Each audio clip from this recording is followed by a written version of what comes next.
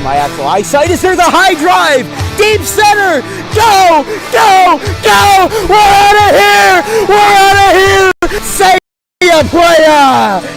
Just like they drew it up in Hollywood, Caladros, the 3-2, swing and a miss! And the Audubon Green Wave have upset the Kingsway Dragons! And this is it for good! The Audubon Green Wave are back in the Final Four! A gold pile on their side! All right, ladies and gentlemen, welcome to DW Broadcasting's coverage of men's varsity. From our entire crew, we'll see you tomorrow. Have a good one, folks.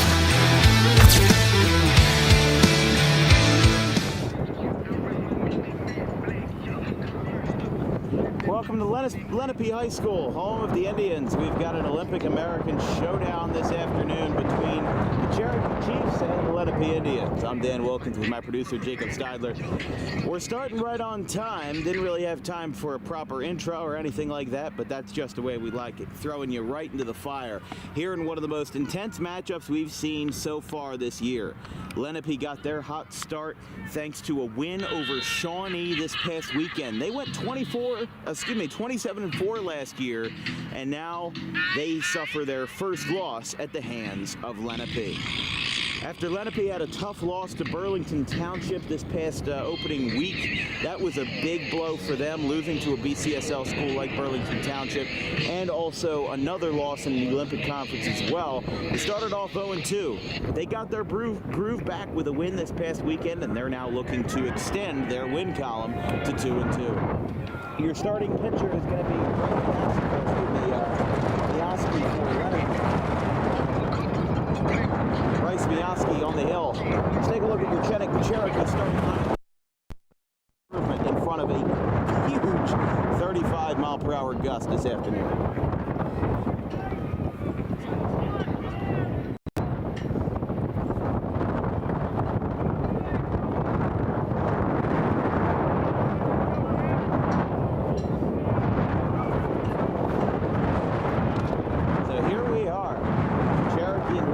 Starting 9 for the Chiefs this afternoon. Jason Brown takes a shortstop spot, batting leadoff. Brett Gable and Brett Chizzy, batters 2 and 3. As the first pitch is a strike, we are underway. Here from Lenape, 0-1. Jordan Henriquez takes a 4-spot in right field. Cameron Delavecchia at first base batting 5th. Brett Jackson at second base batting 6th. And at 7, 8, and 9, Mason Kelleher behind the plate. Henry Radbill in center and Luke Brown in left. 1-1 the count.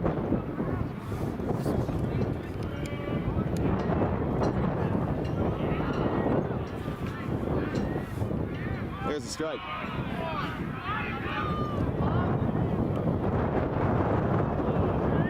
1-2.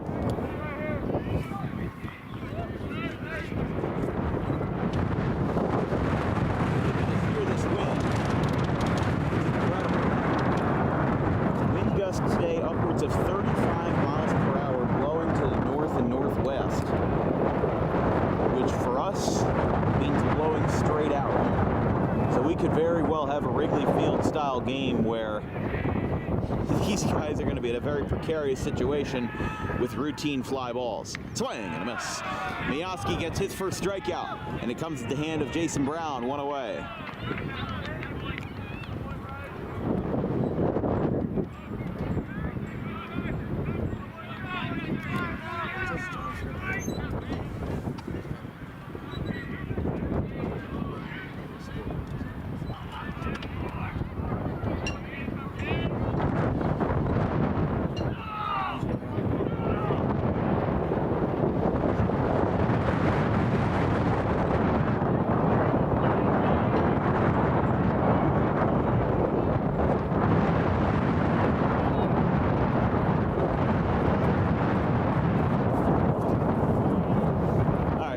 Folks, had a technical delay with our scoreboard.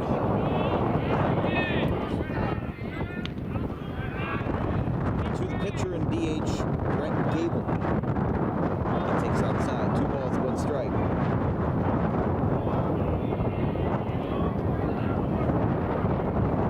After the first strikeout by Miaski.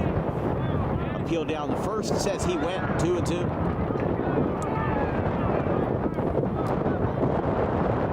Cherokee last year, 21-7, 4 of their 7 losses coming in the Olympic American Division, one of the strongest divisions in all of South Jersey and one of the strongest conferences in South Jersey. Popped up. This one's going to be tricky. Shallow right, and it's caught. 2 down.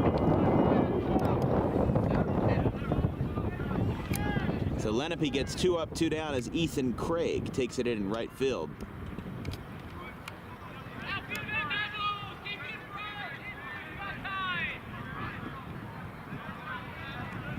And here is Brett Chizzy, the 6'1" junior who had 2 home runs in his sophomore year.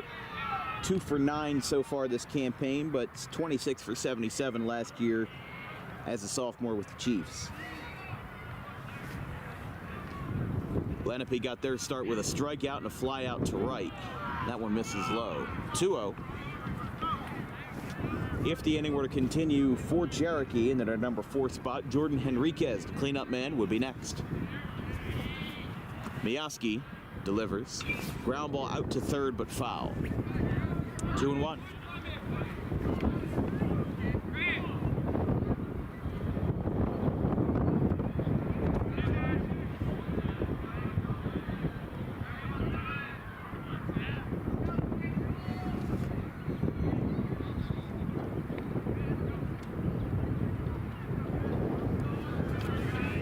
Could be a pitcher's duel between Gable and Miyaski, depending on who plays their cards, but the senior right-hander kicks and delivers. A fly ball foul. It's 2-2. Miyaski with a 6 flat ERA in 4.2 innings this year had a 2.58 mark in 19 innings as a junior. 18 career, now 19 career strikeouts at the high school level, but appeared in a 6-5 loss to RV on the 8th. So this is only his 2nd start of the year. And as we said, Lenape got off to a sluggish start. They lost 9-5 to Burlington Township, which, to be fair, is one of the best teams in the BCSL. But, you know, Lenape was expected to take care of them going into it. And, you know, that wasn't really a big thing for them. Made a ding of contact, and he's going to stay alive. 2 balls, 2 strikes to Brett Chizzy.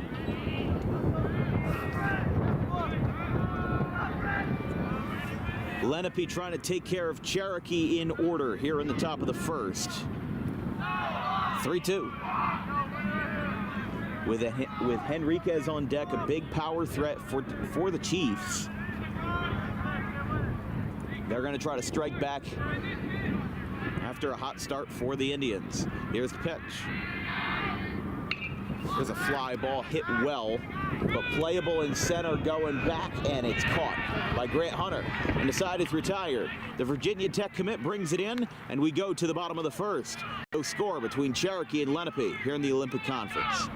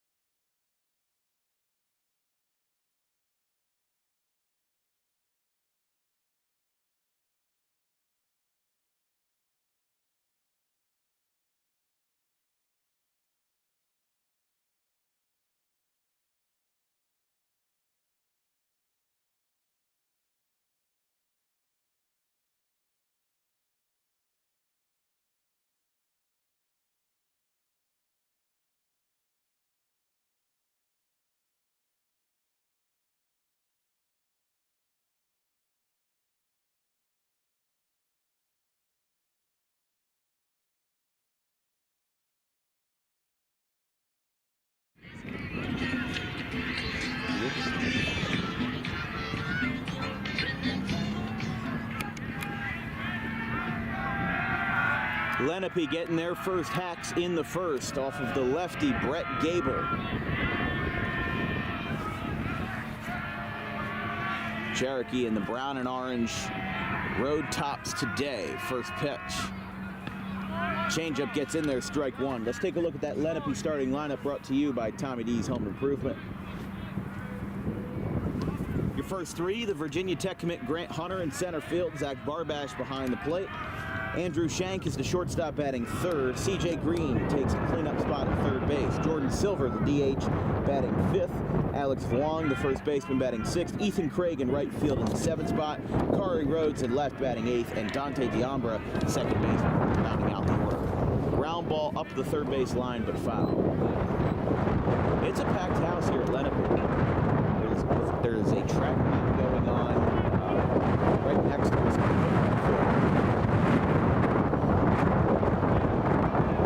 So we had to park at the North Gym entrance and walk a good maybe quarter mile, a little bit more.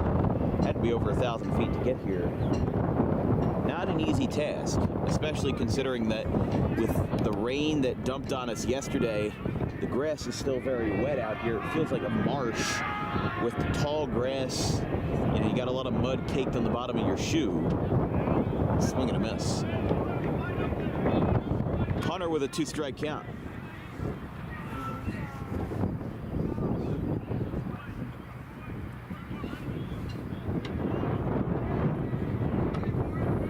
Yeah, scoreboard's not on in left field.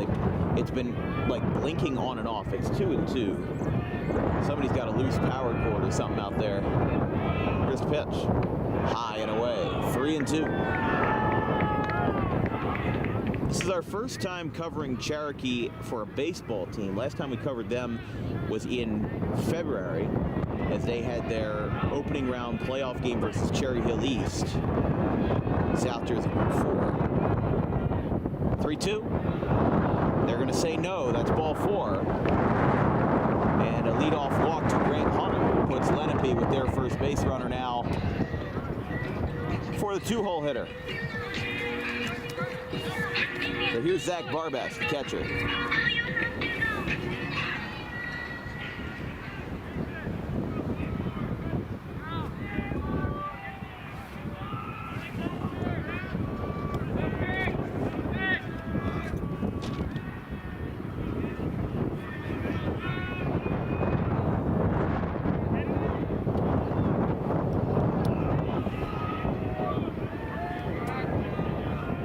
Lefty looks over at first, kicks and delivers. Bunt by Barbash, he pulls back, and it's 1-0.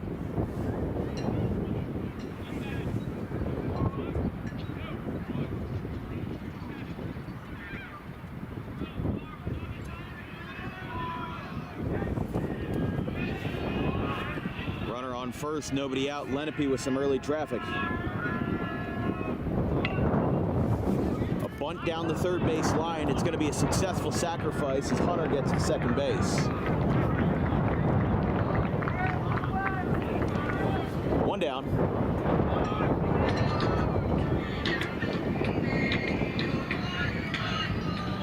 Here's Andrew Shank.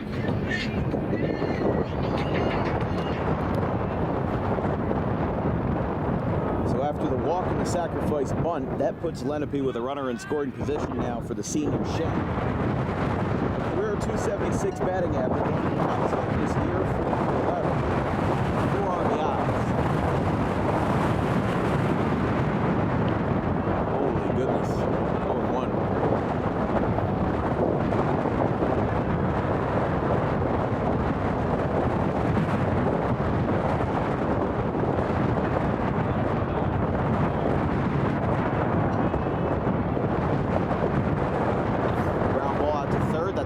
Ball. It's booted, and that's going to be an E5. Lenape now occupies that first base spot after a botched play over at the hot corner by Brett Chizier.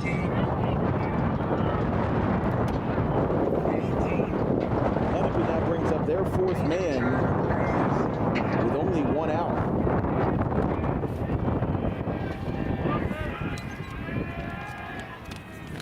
So after after Hunter, Barbash, and Shank, here's CJ Green with 2 runners on, a chance to make some big noise early. 1-1. CJ Green, the junior, this year 0 for 8 in his first varsity high school season.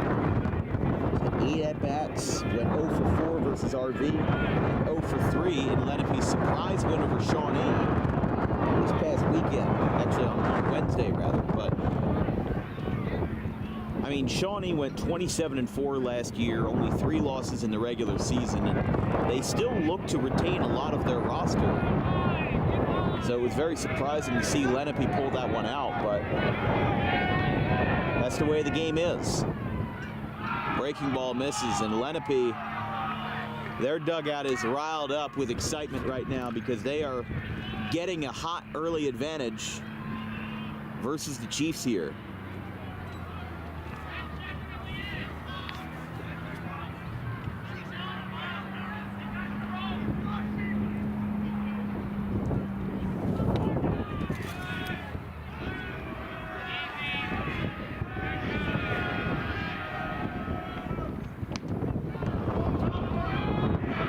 There's a strike. It's 2-2 to Green. Still looking for his first varsity hit after going off to a 0-8 start to start his career.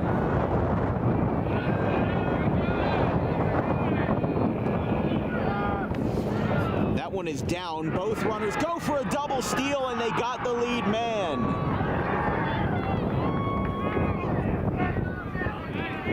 So they went for 2, and instead they moved Shank up to second base. But unfortunately for them, they do not get that runner on third. So now Cherokee can breathe a little sigh of relief. 3 balls, 2 strikes, 2 outs, runner on second for the Indians. Steps off.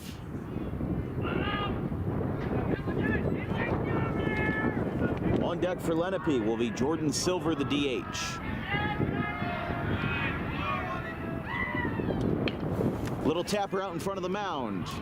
And it's going to get booted, but the throw to first is in time. Close call, but the side is retired.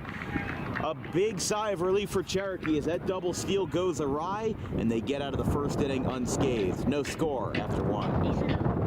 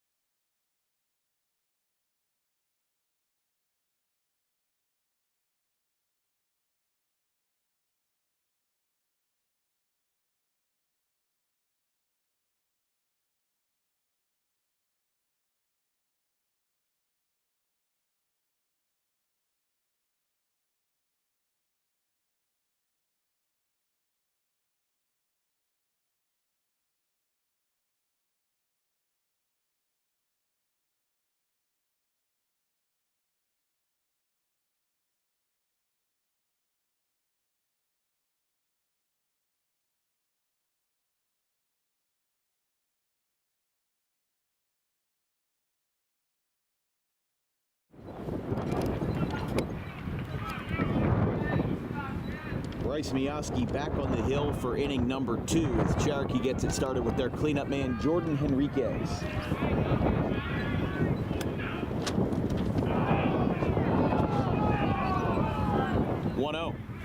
Of course, both of these teams have a litany of experience with Shawnee.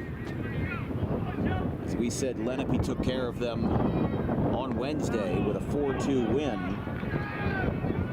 Cherokee played them on Tuesday, the day before. So they've had experience versus both of those teams back to back.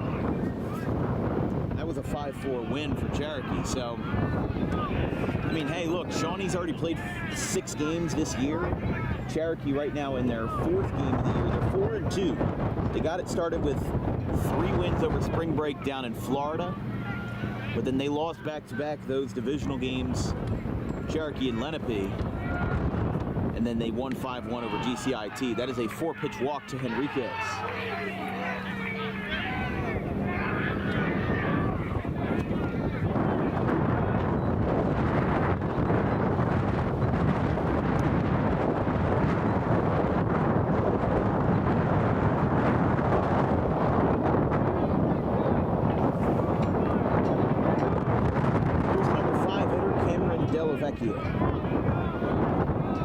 So if you want to put a little, microcosm of what this game is about, it's basically the 2 teams that have beat Shawnee this year.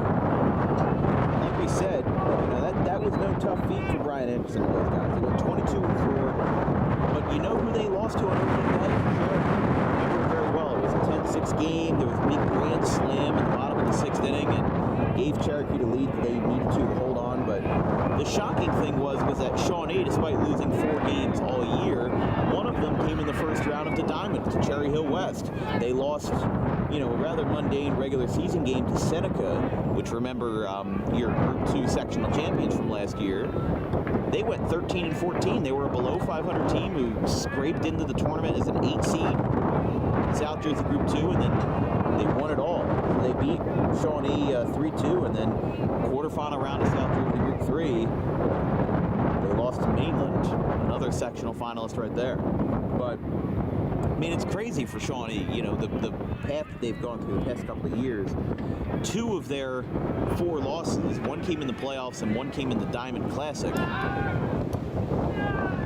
And 3 of them came to Olympic opponents all around. You've got Seneca and Cherokee, and also Cherry Hill West. But they lost 7 games in 2022, and 13-6 in 2021. Pop up down the right field line. Craig makes the catch. 1 down.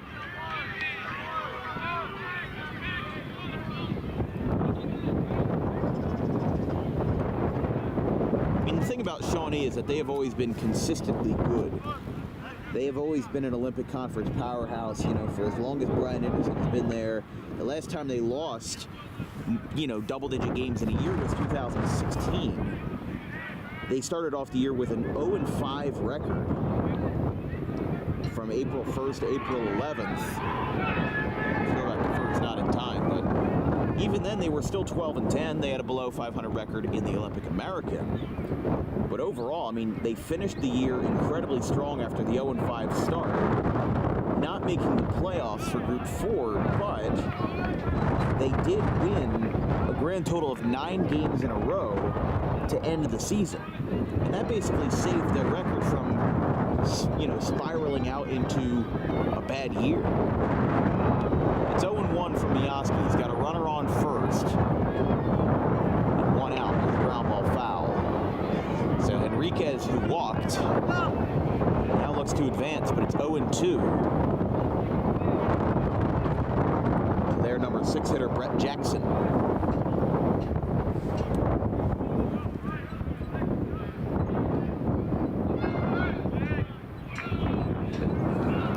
Miyaski kicks and delivers. Ground ball down the first base line. It gets speared at first. It'll be a 3-out assisted ground out as Wong traps it, and Henriquez moves to second. 2 away.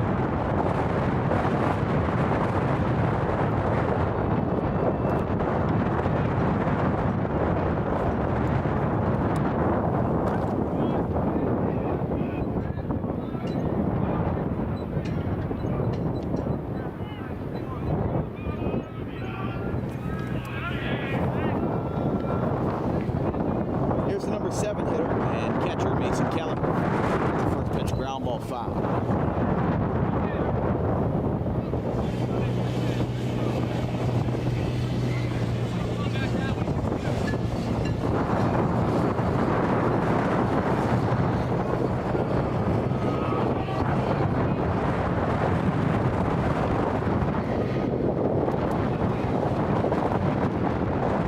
My scorecard actually just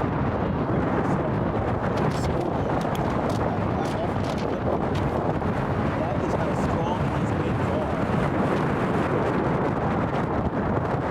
amazing that there hasn't been a couple home runs hit already because it is blowing straight out. Close call. My scorebook almost went flying across the state. No, that one misses. Yeah, they've been having problems with the scoreboard in left field. It's been blinking in and out with, I guess, some sort of power issue. It keeps resetting itself. But it's 0-2 with 2 outs. Miyoski looking to get out of the jam with a runner in scoring position. Enriquez, swing and a miss. He got him. Strikeout number 2 for Miyoski. He does the sword celebration, too. He's all in it. We're 1.5 through. No score.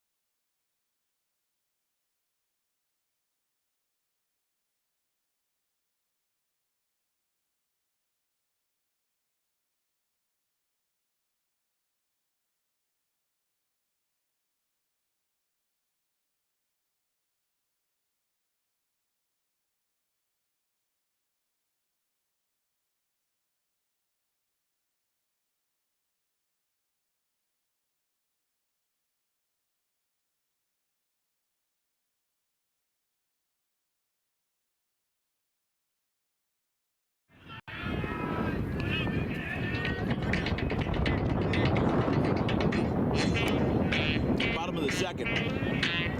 Here fighting the winds. Lenape coming back over to score this game.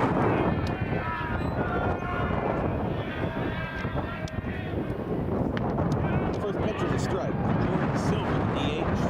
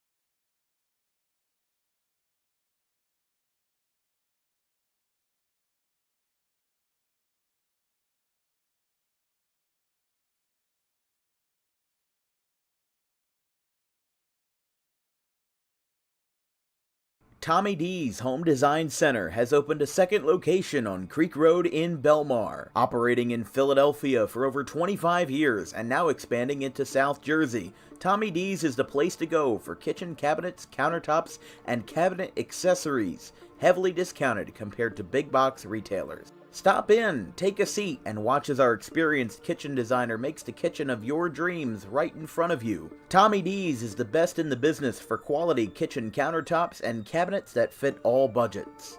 Call us today at 856-210-9504 or visit the new location in person on the corner of Creek Road and Harding Avenue in Belmar next to the 42 on-ramp.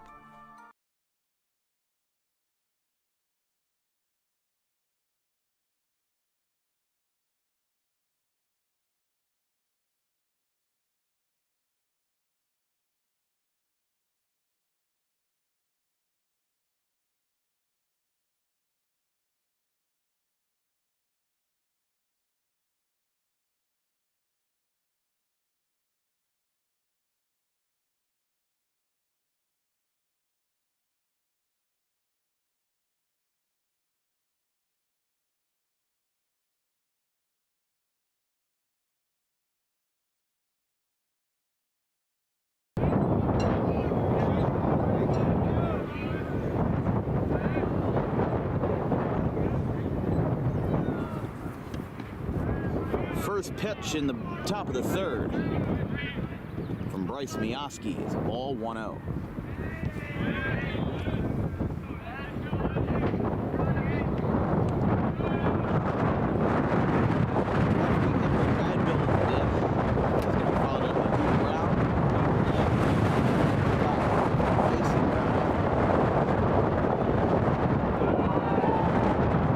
That one's outside, 2-0.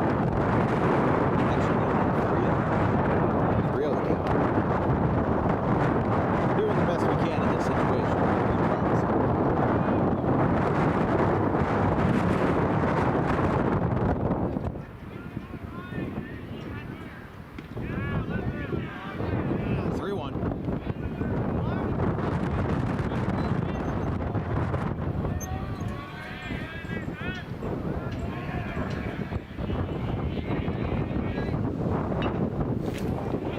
Out in front of the mound. Mioski is there. Throw to first is in time, one away. Again,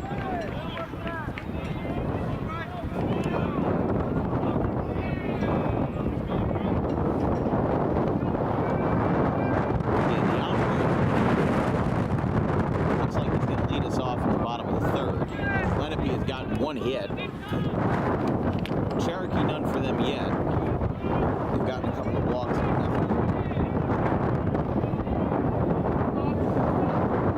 Luke Brown.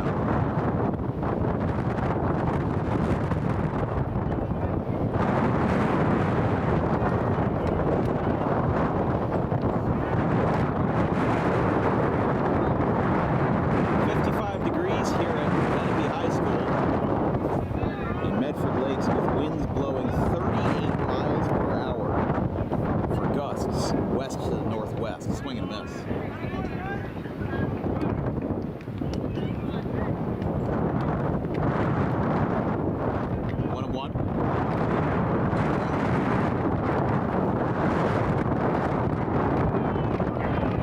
Outside 2-1. Cherokee for their next 5 games after today. They're going to play St. Peter's Prep in the Thank You Classic on the 20th, but they don't have any games scheduled this week until Friday the 19th, so they're going to basically have just a week of practices. They play Cherry Hill West on the 19th, and they play St. Peter's Prep, again, that Thank You Classic game. They play Cinnaminson on the 23rd. There's a swing and a miss. Strikeout number 4 for Mioski. Now the lineup turns back over to the top for Jason Brown.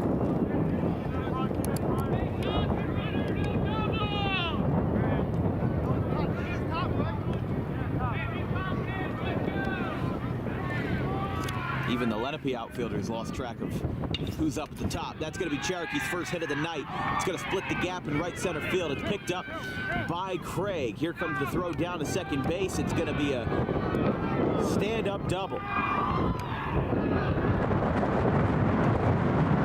As Jason Brown rips one into the gap and gets him in business here with 2 down.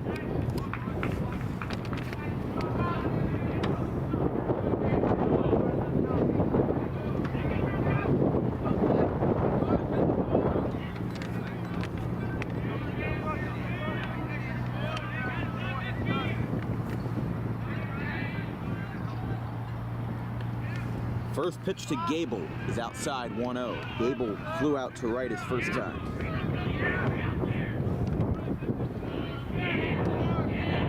Three of Cherokee's next 5 games are all out of conference.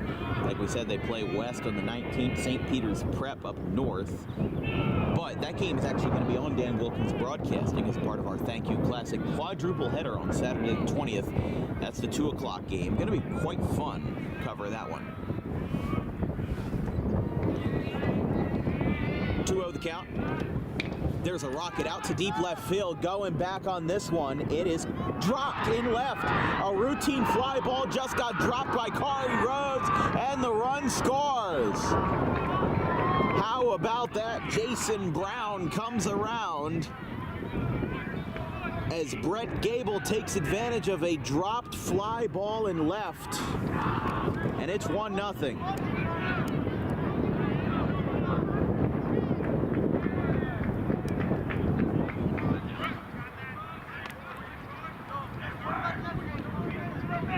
So Cherokee gets on the board first thanks to an E7. And here's Brett Chizier.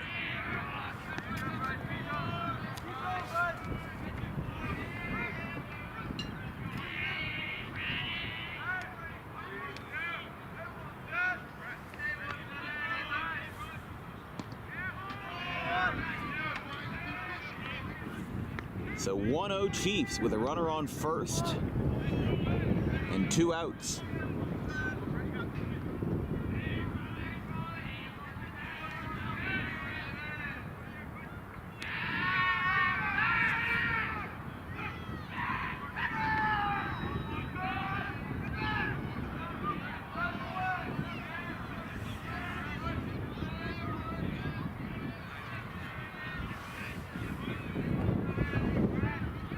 Runner goes. Ball is dropped. And another miscue behind the plate brings Cherokee back to another runner in scoring position. By the way, pitch runner for the pitcher Gable is number 30, Ryan Brucaliere.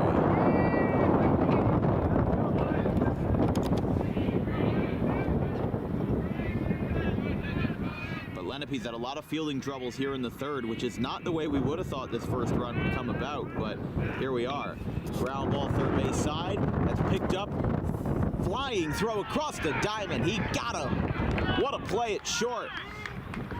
To retire the side, that's a beautiful play across the diamond by Andrew Shank.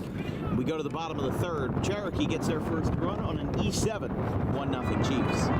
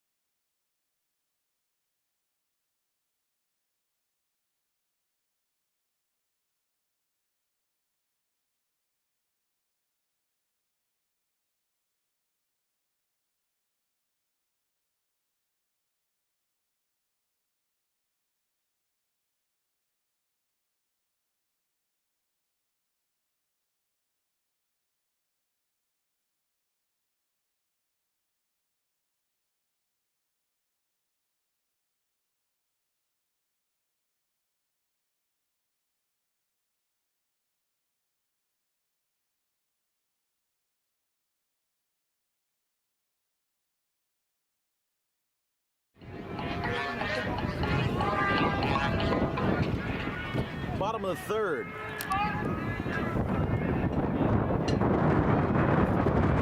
Lenape trails Cherokee 1-0.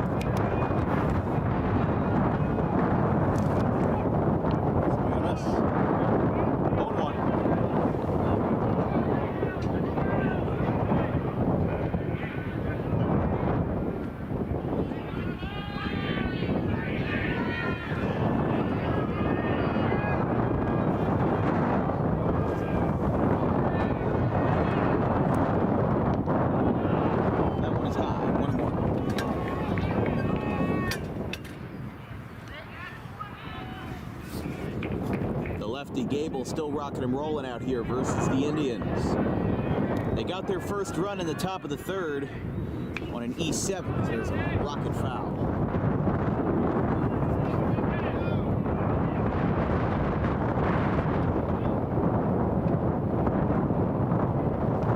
Ball, 2 strikes.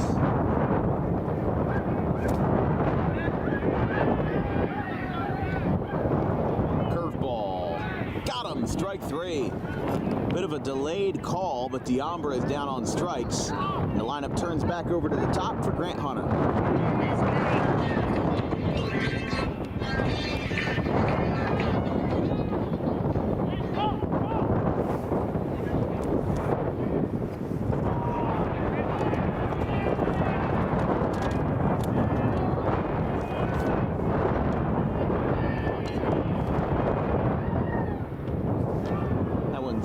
Down, ball 1.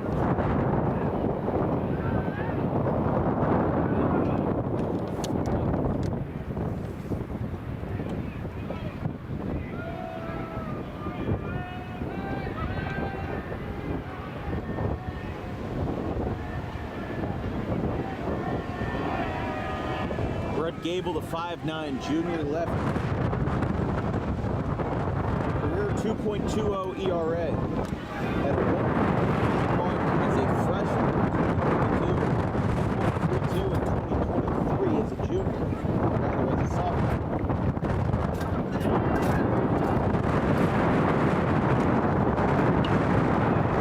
Popped up in center field.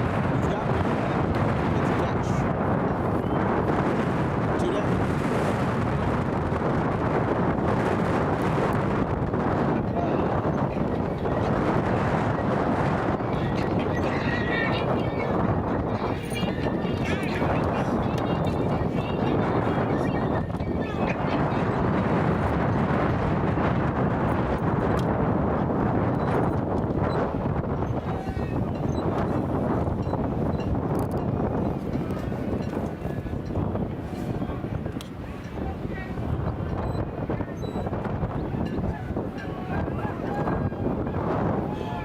Sorry about that again, at another technical mishap, and by that I mean a big gust of wind came in and actually, again, sent our table in the air. So here's the number 2 man, Zach Barbash, the catcher here with 2 up, 2 down for Lenape here in the third.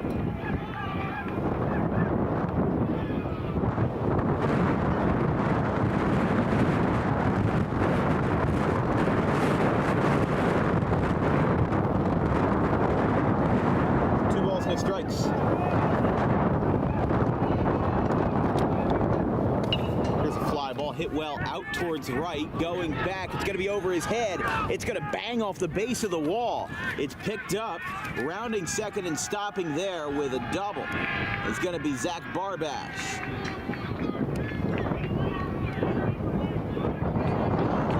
He gets aboard to put Lenape back in scoring position here in the third.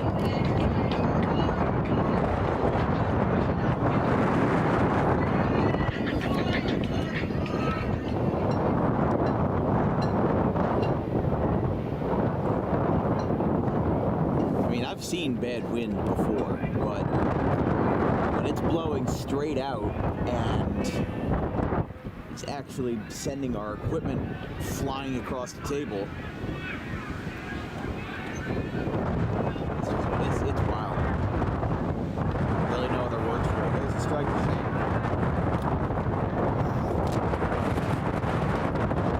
Now it's coming from the other way. Now it's coming from my right.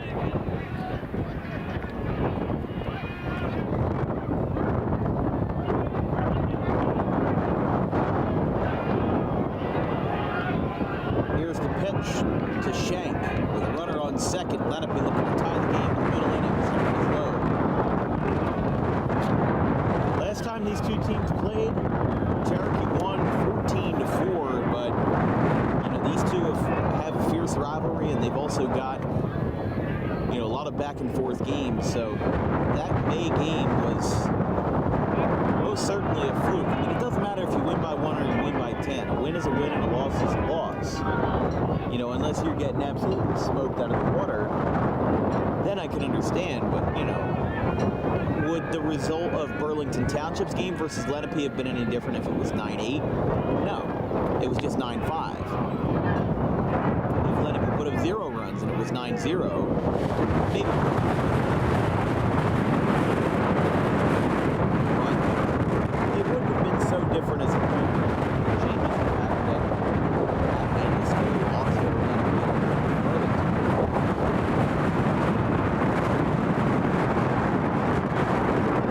Gable, catch, ground ball, fair ball, third base side, picked up, throw across, in time, and side is retired. We're through 3, and Cherokee, unfortunately, looks like the first baseman got possibly spiked over at first. That was a tough play. Side is retired. After 3, looks like both players are a little shaken up. We'll keep you updated. We go to the 4th, 1-0.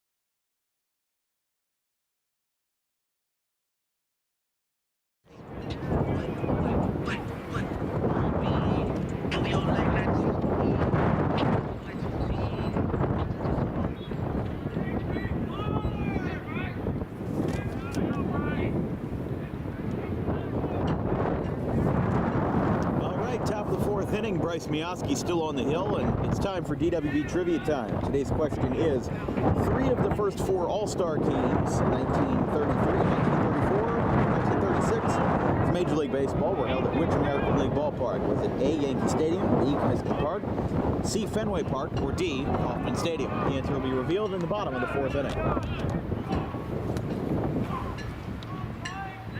Cherokee leads Lenape 1-0.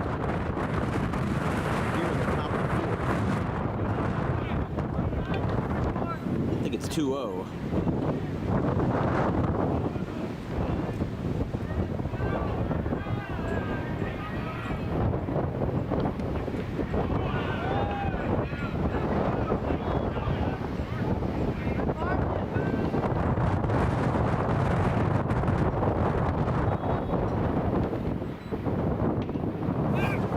Hit out towards right field, going back, it is off the wall.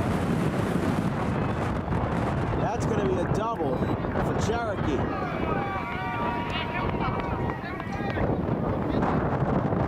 And Jordan Henriquez gets on with a big double to start the 4th. I mean, this is a decently pitcher-friendly park, so I'm not too surprised if balls have been flying out of the yard today, but they've been getting close. There's been a lot that have hooked into the corner. There's a lot that have, hit off of the wall, where if it was a standard ball play, 4 feet or 6 feet, you'd be in a very different scenario.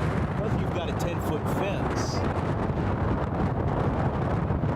Makes it a lot more difficult to get the ball over and out. Here is Cameron Delavecchia. Flew out to right his first time.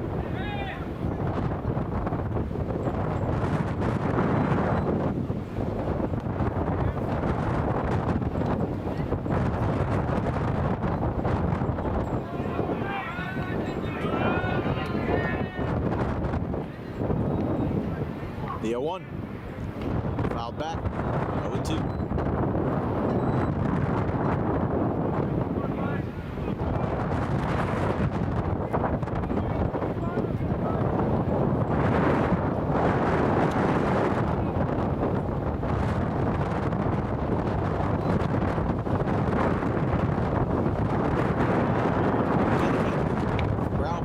Side, that's a fair ball. Now going down the third base line and in time at first. Delavecchia is retired and Enriquez holds the second, so added bonus with one away now.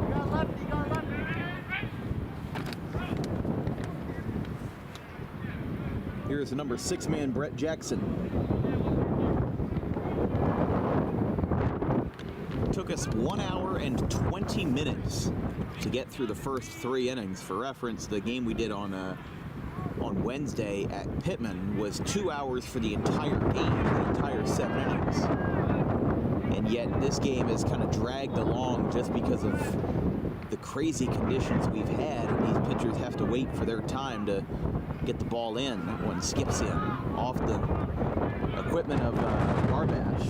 It's 1-0. This broadcast is brought to you by Harper Driving School. Driving to success today with a 95% first-time success rate for students taking their road test with Harper. Visit today at Harper Driving School, Suite 4 of the Total Turf Experience and Complex in Pittman, right off of Lambs Road. There's the strike. 1-1. Brett Jackson struck out his first time.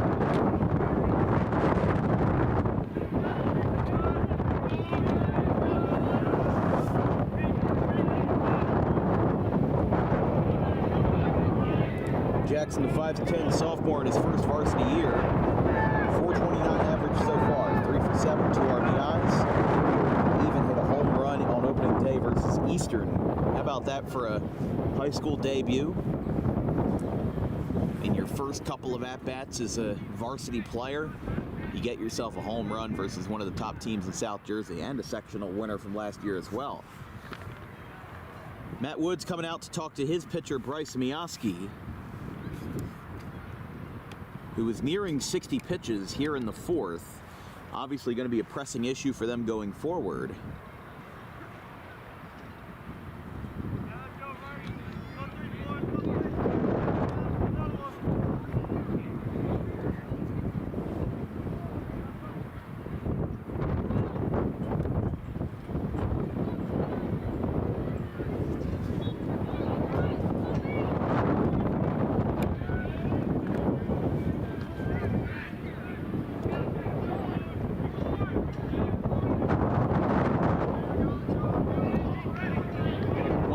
With one away. Swing and a miss. Big pitch there. Jackson was swinging out of his shoes, and it's 1-2.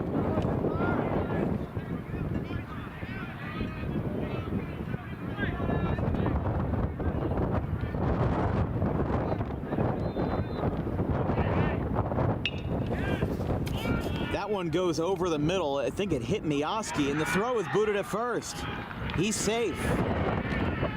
So a bad play all around, and now Cherokee's got runners on the corners here.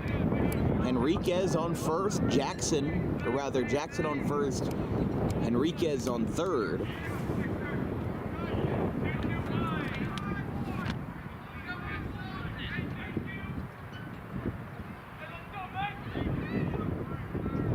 So here's Mason Kelleher, a number 7 hitter and catcher who also struck out his first time. Kelleher, the 6-foot junior, also in his first varsity year, 2 for 9 in his first couple samples. 1-0. On on Sunday, we've got a doubleheader between Salem Community College and Cecil College of Northeastern Maryland.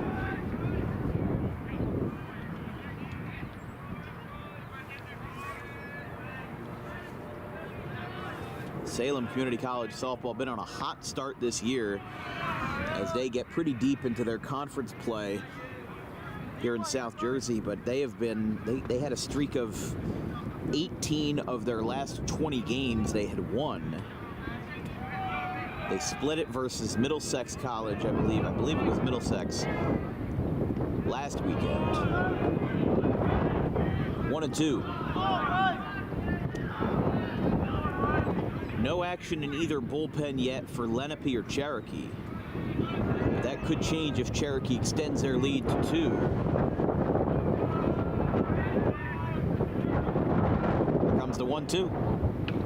Poked it foul, got way under it.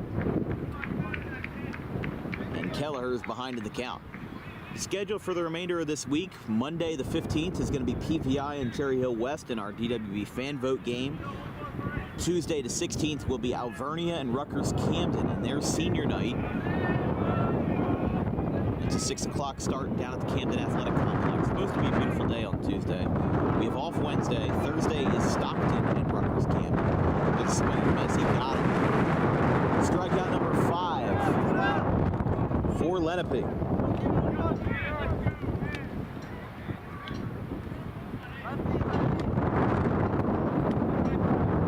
Here's Henry Radbill. Radbill tapped out back to the mound his first time.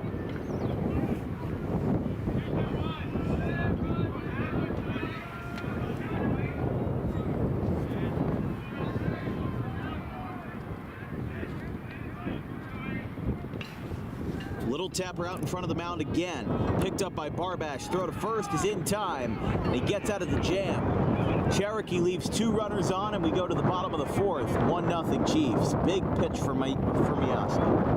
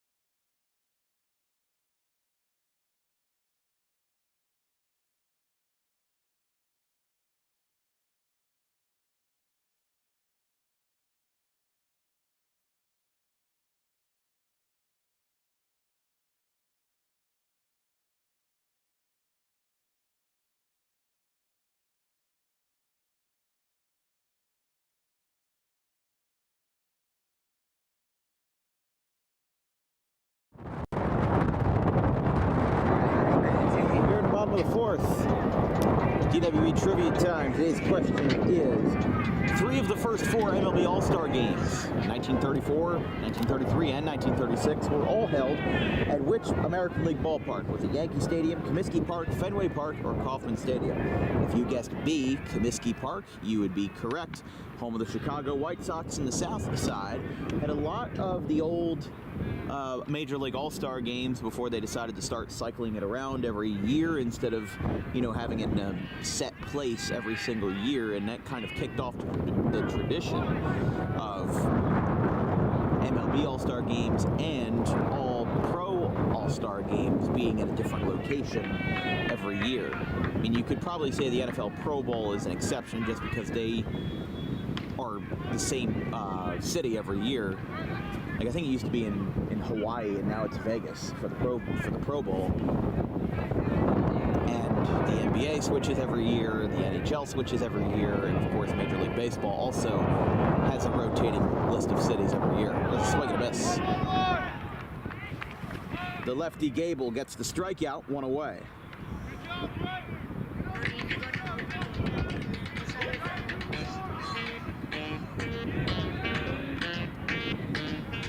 So C.J. Green down on strikes, and here is Silver.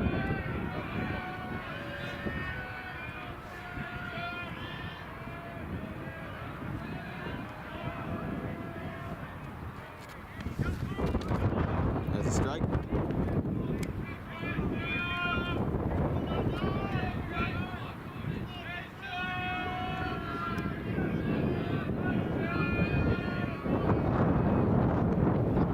Outside.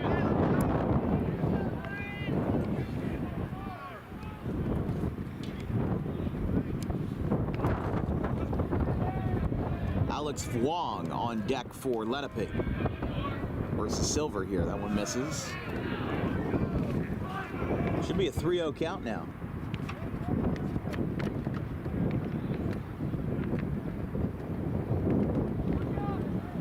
Both of these pitchers have been rolling all night. And now they're going to look to continue that momentum here in the fourth. 1 away, nobody on. Here's the pitch. Fly ball foul down the right field line.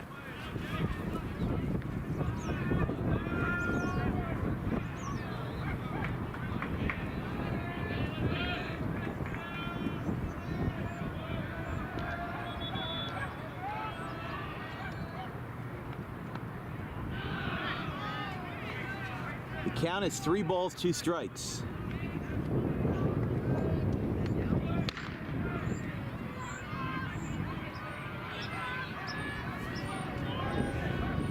And the payoff, line drive, base hit in the center field.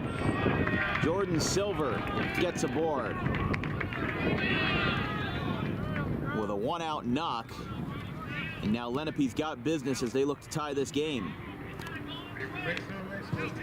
I mean, even though you could classify this as a pitcher's duel, here's the problem. Both of these pitchers have high counts right now. Miyaski's over 70. You know, Gable's over 60 right now. So regardless of how this game turns out, it's going to be a bullpen game in the next inning or two.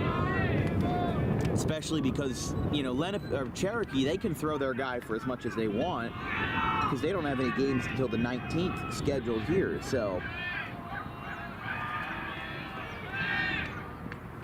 Lenape actually doesn't even have any more games after this, according to NJ.com, until April 23rd versus Paul 6th. So this is their last home game until April 26th versus Kingsway in an out-of-conference game. Fouled back. It's 0-2. So I apologize. Miyaski ended the last inning with 69. And this is going to be pitch number 60 for Brett Gable. Runner goes, curveball misses high, throw down to second base. The throw beat him, but the tag did not. And a stolen base for Jordan Silver brings Lenape back to scoring position. But they've been here before. They've put base runners on. It's not like they've loaded the bases every inning. We've seen that before, but it's not like they've had a situation where like they just haven't gotten anything to come around for them. And that's the unfortunate part. Still 1-2. Wong singled for Lenape's first hit of the game in the second. Lenape right now no runs but 3 hits on the board. A swing and a miss.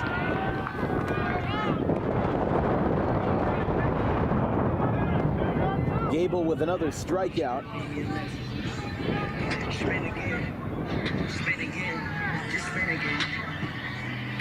Strikeout number 4 for the lefty Gable, and this brings up now Ethan Craig, the right fielder who was retired his first time. He's 0 for 1. Swing and a miss out in front of that one. 0-1. Cherokee's going to have their 9-1-2. Luke Brown, Jason Brown, and Brett Gable. So these two teams are going to go into a bit of a lull in their scheduling next week. So I would not be surprised if you see these guys duking it out just today. You don't know, Cherokee's not going to play for another 6 days. Lenape doesn't have another game, at least on NJ.com, for another 10 days until PPI on the 23rd. So you get to rest all your guys. Gable gets another strikeout. 5-4, the man on the hill, including 4 in this second go-around of the order. Cherokee leads 1-0 after 4 innings.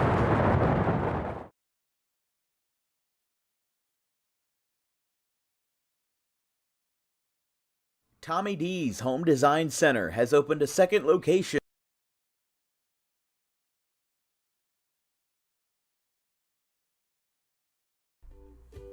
In life, the road ahead is full of possibilities, but to navigate it safely, you need the right skills. Harper Driving School is the premier driving school serving Gloucester, Salem, and Camden counties.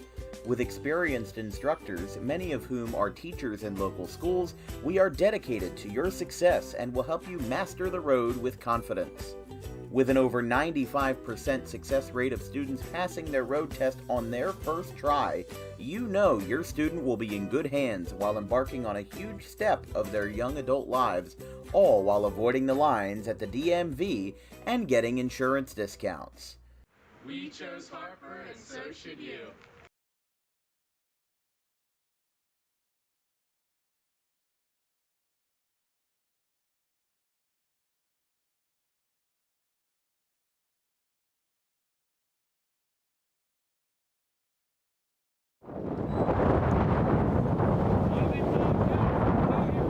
Here for the home of the Indians, it is 1-0 Cherokee after 4 innings. It's been a pitcher's duel today. RBI on an E7 and left off the bat of Brett Gable has been the only run scored. That's a bunt foul by the lefty Luke Brown. So it's been a funky game, to say the least. We really thought the wind was going to bring this game to a slugfest proportion, just because if you get the ball in the air, there's a chance it might go out. There's a line drive, base hit in the right, Luke Brown. So the number 9 hitter gets a knock. His first of the day. And that gives Cherokee some traffic here in the 5th.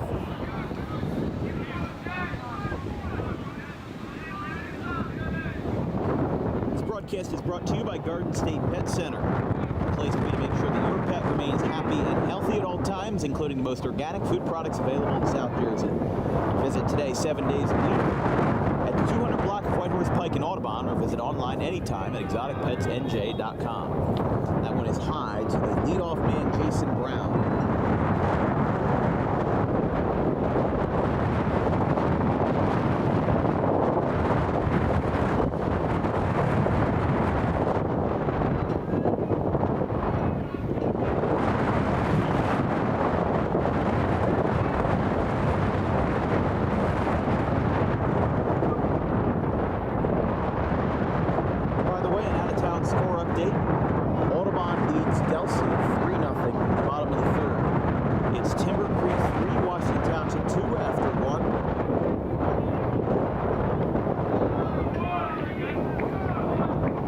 The count to Brown.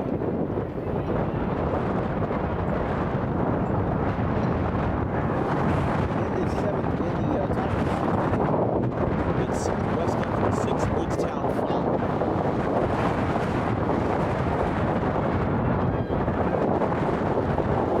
Cherry Hill West leads Morristown 1-0 at the top of the 3rd. That's a strike 2 and 1.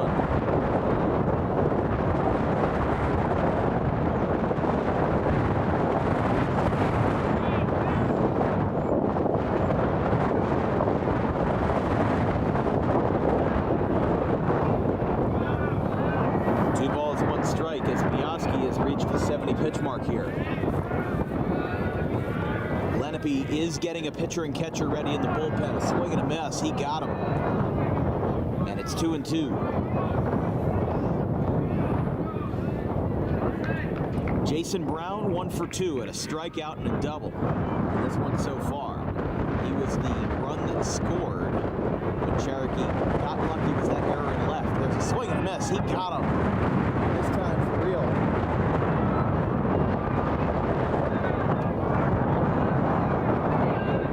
And another strikeout for Bryce Mioski as this pitcher's duel continues to evolve and grow new forms. One away.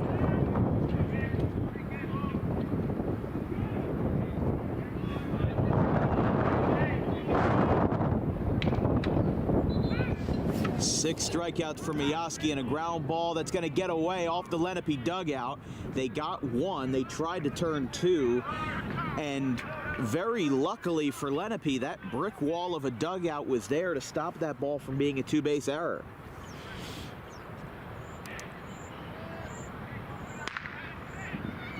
And now down at second. Oh, it looks like he's just tying his shoe. Ooh, close call there.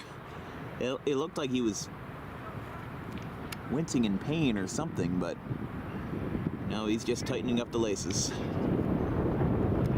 I mean, think about the repercussions as if there was no dugout there and that's an automatic out of play rule. That's a two-base error, and that puts Cherokee right back where they started in scoring position. So that dugout being used basically as a cushion to save Lenape there.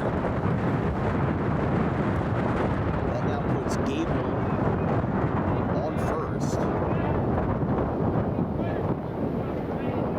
for Chizier. So Luke Brown is retired at second. Brett Gable still running at first. I'm surprised that there's no pinch runner. And now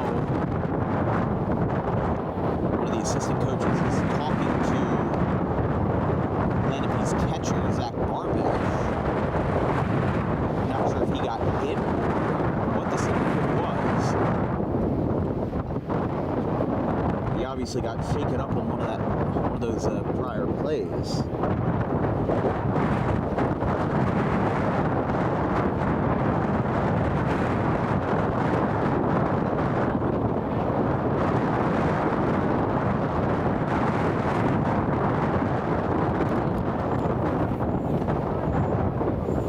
Resume play and Barbash will remain in the game.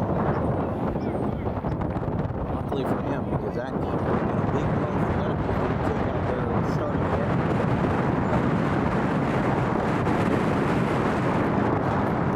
And actually, just a new score development. Woodstown now leads Deptford 10-6 going to the bottom of the sixth.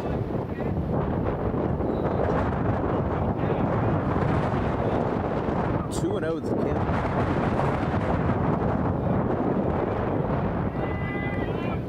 Jack Fitzpatrick for Washington Township got a two-run home run in the bottom of the third. There's a strike, 2-1. Timber Creek leads Washington Township 6-4 in the top of the fourth. Versus Chizier, runner on first, one down.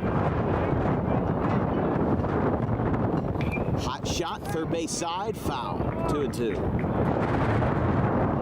Cherokee wants to put this game away, which I think they're not truly going to put this game away in any meaning of the word. You know, you remember the 14-4 game from last year. I just don't see that happening. This game is going to be too close for that to be a possibility, but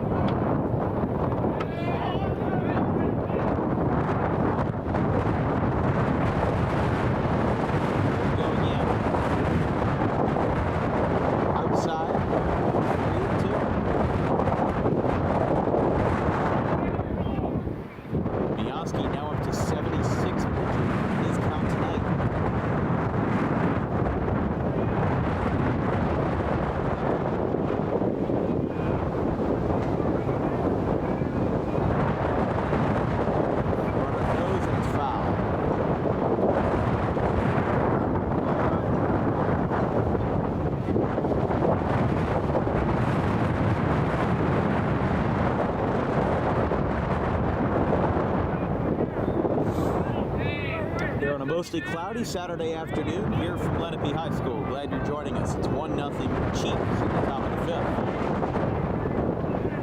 fifth. Ground ball, third base side, that goes out to short. Throw across the diamond is in time, and the side is retired. I lost my hat again, but we're going to find that at this break. 1-0 Cherokee going to the top of the fifth.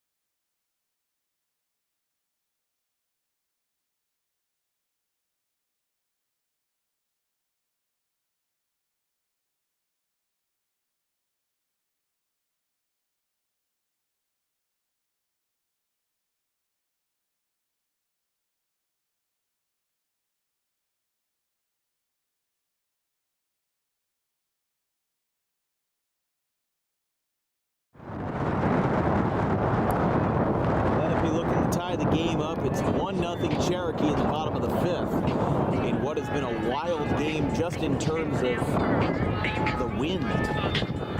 That's been all anybody wants to talk about today, considering it's 55, which is nice, but a 20-mile-per-hour wind plus a 40-mile-per-hour gust makes you feel like you rolled down the window on the highway. Both starting pitchers still in the game. This has been a good one so far.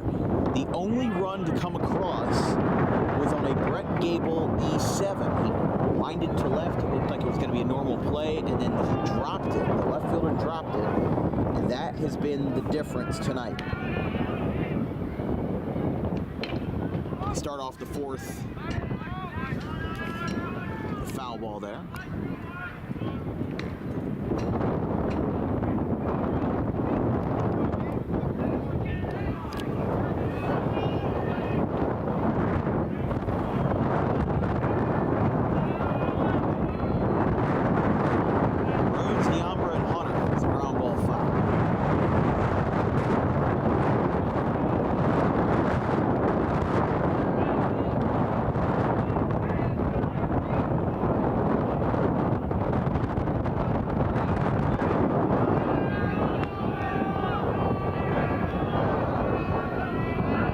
Two-strike count to Lenape. Ground ball third base side. That's a fair ball. Throw across. Is in, not in time. An infield single for the pinch hitter. And Lenape's got a runner on. Tying run on first.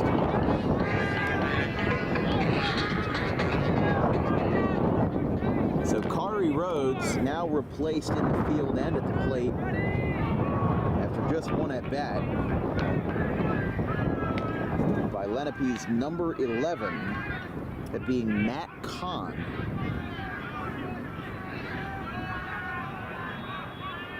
So he gets the pinch hit single. It's 1-0. I mean, this Lenape dugout has been hyped up all game. Even since the first inning, they have been riled up. They've been talking. They have been making noise. And now, all they have to do to get back into this game is just make noise with the bats. That's a foul ball by Diambra.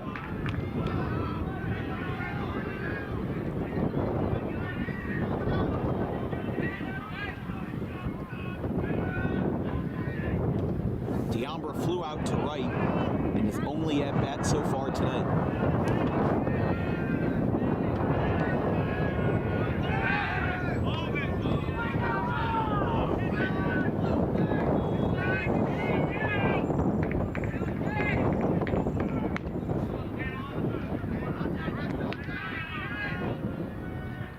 1 ball, 1 strike. As Gable has now hit 70 pitches. Here comes the throw down. The throw beats him. He rolls over, and he's safe. And a very frustrated shortstop Brown allows the stolen base from Kahn.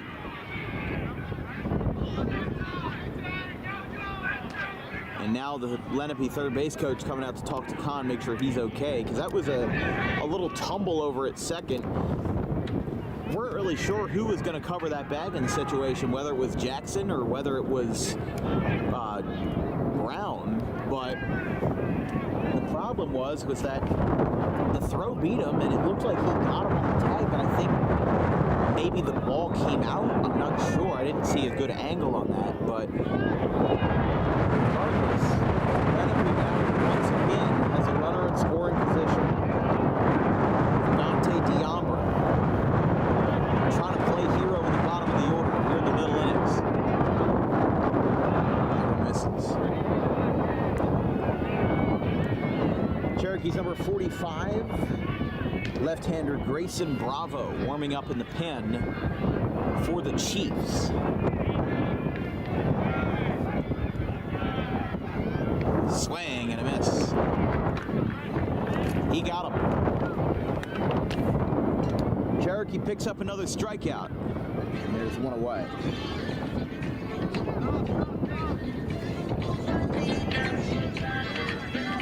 Brett Gable had 5 strikeouts in that first cycle of the order. He's got 6 tonight so far. And now it goes to the Virginia Tech commit. Lenape also has number 1. I believe it actually probably was number 7. Derek Friedman, the junior, warming up in the pen for the Indians. Here in a 1-0 game. Tying run on second. Looks at Gable. Ground ball third base side. That is going to stay in the infield. They go for the lead runner at third. And he got him. Took a couple seconds for him to get up, but a wise play at short to keep Lenape at bay. Wow. Not many shortstops have the confidence to go for that play, and he did. So that will be scored from Grant Hunter as a 6'5" fifth choice. As Hunter now reaches on first, but Mark Petrignani now going to meet with his man, Brett Gable, who has been strong tonight. No runs, 6 strikeouts, just a handful of hits here and there. Despite the wind, they have kept this game competitive, and they haven't let anything run away offensively.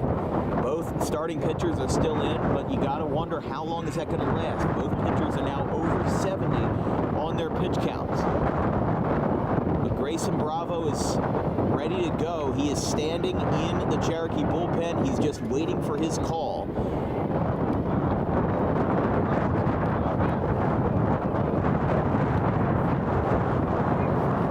Now it goes to the number 2 man, Zach Barbash. A sac bunt and a double in the third. He's 1 for 2 today. There's a strike. 0-1 with 2 down.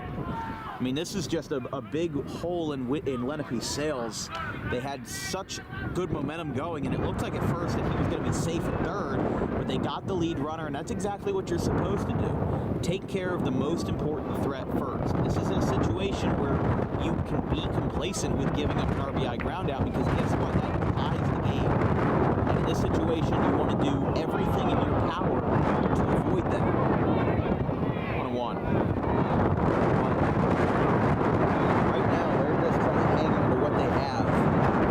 And they're trying to make sure, by all means, that Lenape does not get on the board. I mean, for a team that beat Shawnee by multiple runs on Wednesday, this is a drastically different performance. Pop fly down the first base line. It'll get interesting. And they let it drop to foul ball.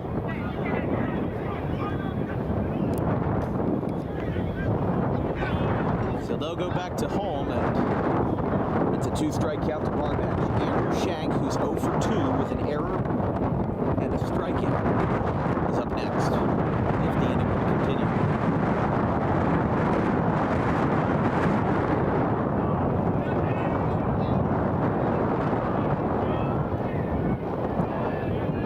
No balls, 2 strikes. Barbash, the catcher, takes high at the letters, 1 and 2.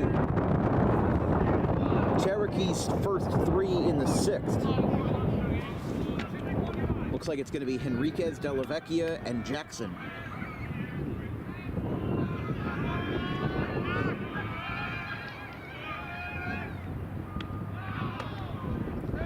That one misses, 2-2. You can tell the control is starting to be an issue here as that pitch count rises. That'll be something that they'll have to tackle going forward. But how long is it going to be until Bravo gets the call? Ground ball back to the mound. It goes out to short, picked up, and booted. It's booted at shortstop. An error by Brown. And that puts a little bit of life back into Lenape's veins.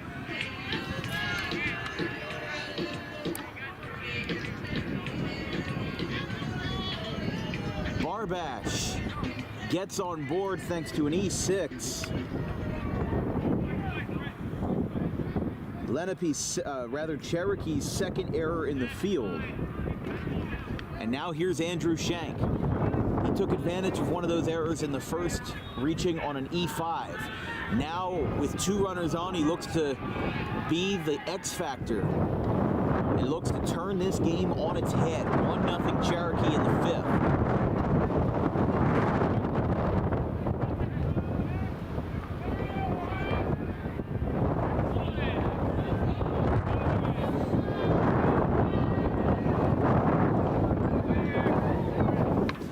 Ball goes right back to the mound, and he got him in what might be 24's last pitch.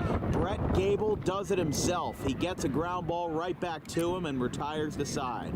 Lenape leaves 2 runners on base, and for what seems like the longest time, they've just been getting denied again. They put runners in scoring position but just can't finish the job.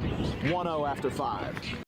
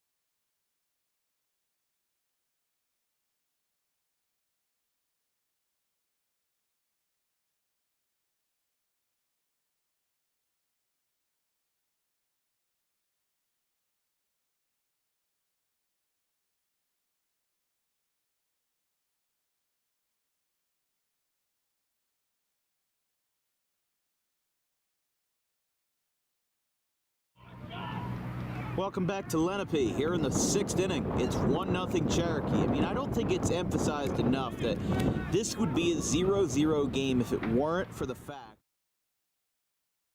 drop fly ball in left that scored the first run in the 3rd. I don't think that's mentioned enough, but Miyaski hits the first batter on the first pitch, and that will be a hit by pitch to put Henriquez on first. He has reached base all 3 times. A walk, a double, and a hit by pitch, as we said. Lenape did have an arm warming up in the bullpen, and now he's gotten back up. It is number 17, which would be McCartney. Frankie McCartney, the junior. Now here's the number 5 hitter, Cameron Delavecchia. 0 for 2 with fly out and ground out. Here's the throwback to first, not in time. With Henriquez on first, Delavecchia at the plate. Brett Jackson, who's 0 for 2, he bats next after him, followed by Mason Kelleher, who has struck out twice. Under 10 hits combined between these two teams. I mean, it's been, it's been the opposite of what we thought it would be. We knew it was going to be a close game. A lot more offense on both sides of the ball. It just hasn't been that way.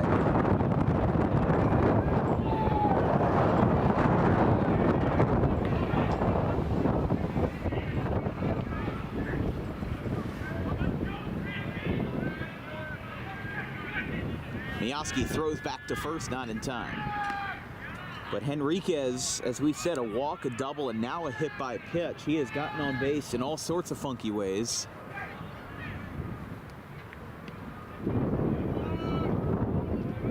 Miyoski is set, delivers. Delavecchia dropped down a bunt, but it's foul. As we said, our next broadcast will be tomorrow on Sunday for a doubleheader between Cecil College and Salem Community College softball. It'll be a fun one. It'll be a doubleheader. First pitch for game 1 is at 12 o'clock. So hope to see you there.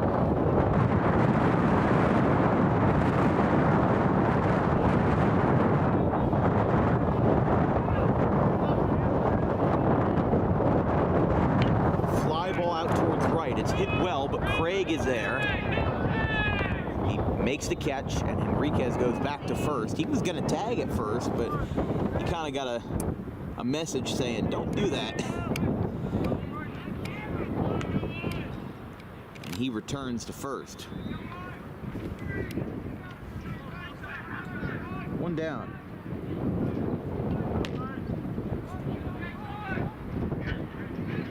Here's Brett Jackson now.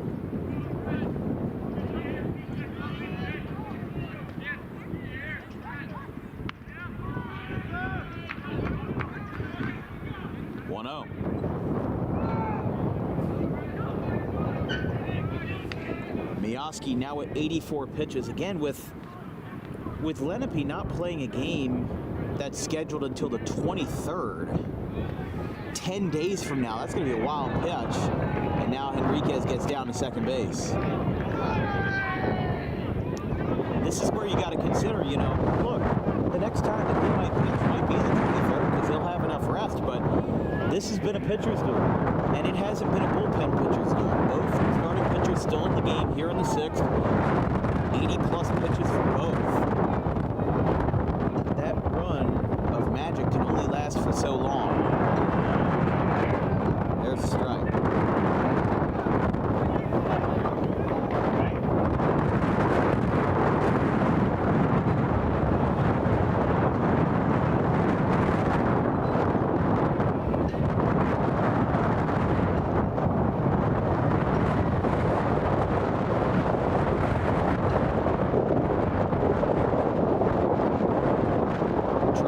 Runner on second, Cherokee looking to extend the lead.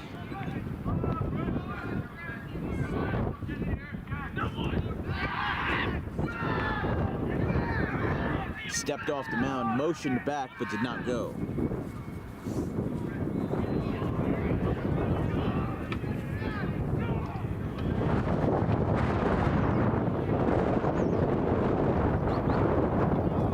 That one gets down.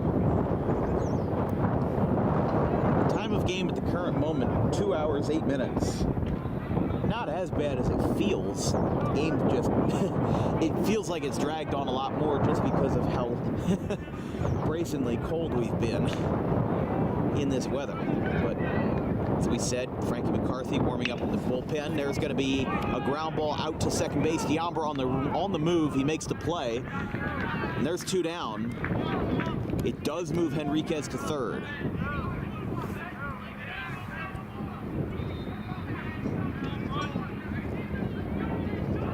So Jackson now 0 for 3. Here's Mason Kelleher. mean, I think undoubtedly in this situation, you've taken a lot of risk keeping Mioski in the game. I mean, obviously the risk that comes with bringing in your bullpen, not really sure what the gratification of that would be, but here's the first pitch pop-up. Can he get out of the inning? Yes, he does. Diambra makes a circus catch over his head, and the inning is over. Bryce Mioski might have just thrown his last pitch of the game, but it was not without meaning. Cherokee leaves the runner on third. We've got a frame to play. Bottom of the sixth, 1-0.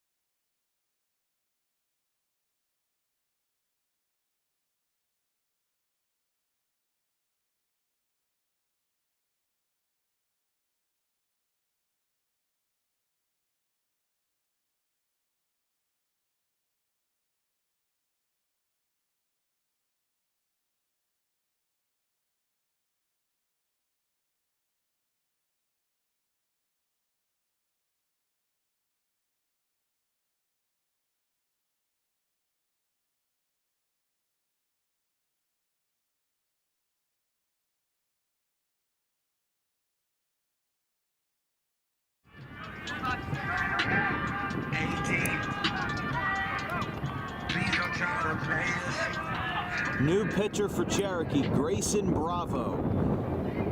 After 5 strong innings by the lefty Brett Gable, Cherokee turns it over to yet another southpaw. Here's the first pitch.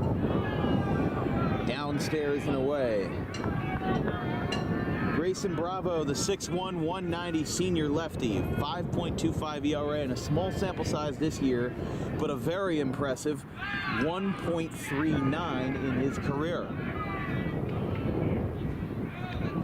As a sophomore in 2022, he had 16 scoreless innings in a row with 21 strikeouts. He matched that up with just 5 earned runs over 16 more innings in 2023 with a 2.19 ERA. 40 career strikeouts, just 7 earned runs over 3 seasons. Swinging a foul tip.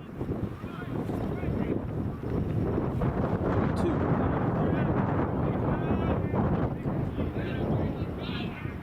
For the Indians, it's C.J. Green, Jordan Silver, and Alex Vuong.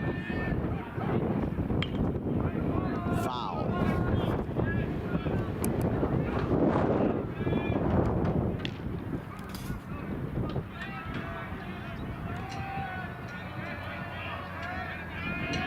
Here we go again. 2-strike pitch.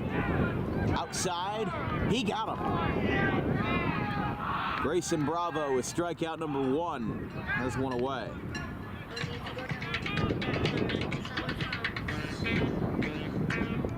So here's Silver.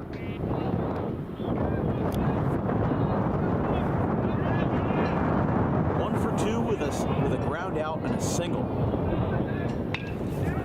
Ground ball out to short, picked up by Brown, loses his hat, but doesn't lose the ball. He got him. What a play, Jackson Brown. Silver made it all the way down the first base line, but unfortunately, he's not going to be on base. There's 2 down.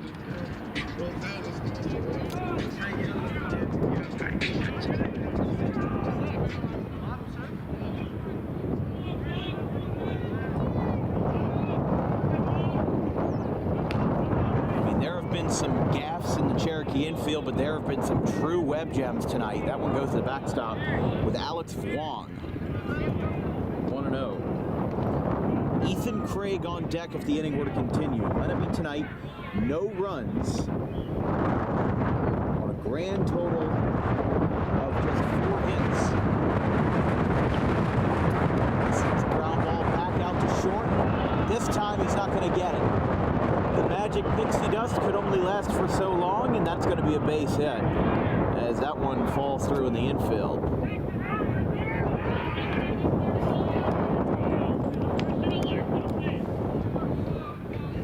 So Alex Wong gets on. Here's Ethan Craig. Wong is the first batter in Lenape's order to record double hits today. He had one in the second, first hit of the day for Lenape, and now he adds his own in the 6th.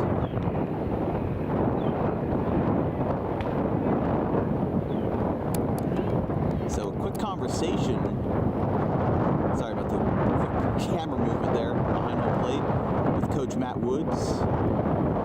The former assistant over at Bishop Eustis moved over to the Lenape spot this year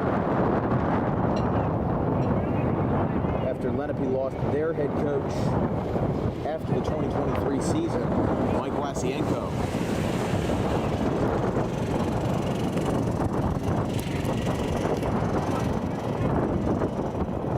Lenape last year went 13-11-1, 4-4-1 in the Olympic American. That one tied with versus Eastern on May 8th of last year.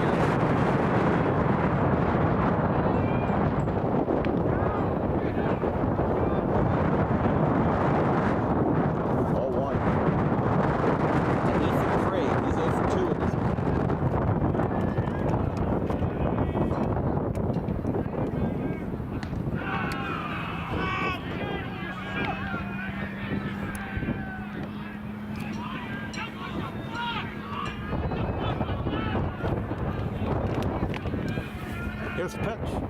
Here's a fly ball out towards right center field, but it'll be a can of corn in center. It's caught. What a catch in center, and the side is retired. Cherokee takes a couple of looks back, and the inning is over. They lead 1-0 after 6.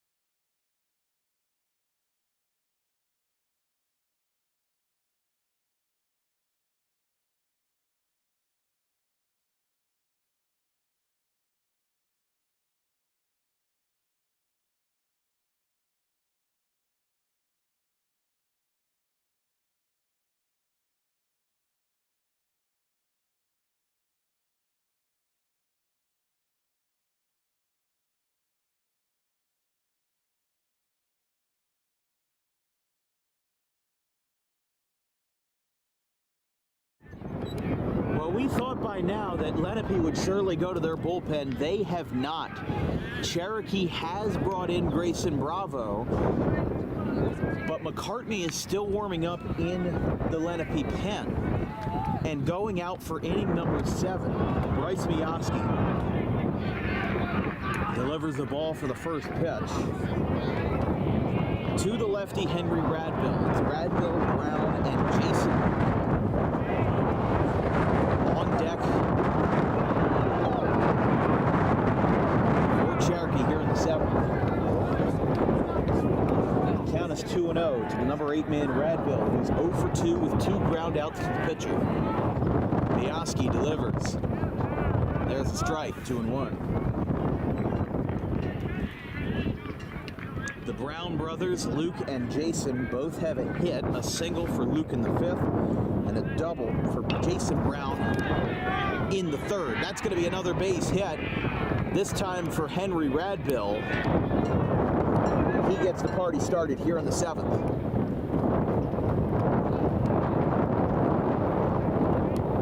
Due to the cold weather, there will be no post-game interview presented by Harper Driving School today. We will bring it back, though, for Monday's game versus PVI in Cherokee West.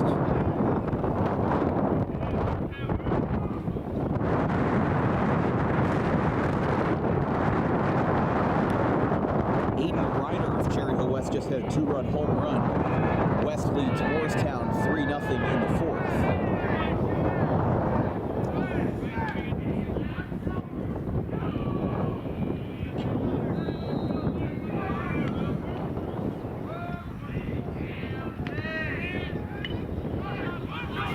That's a little tapper out to 3rd. The throw is in time, but it moves Radbill down to 2nd base.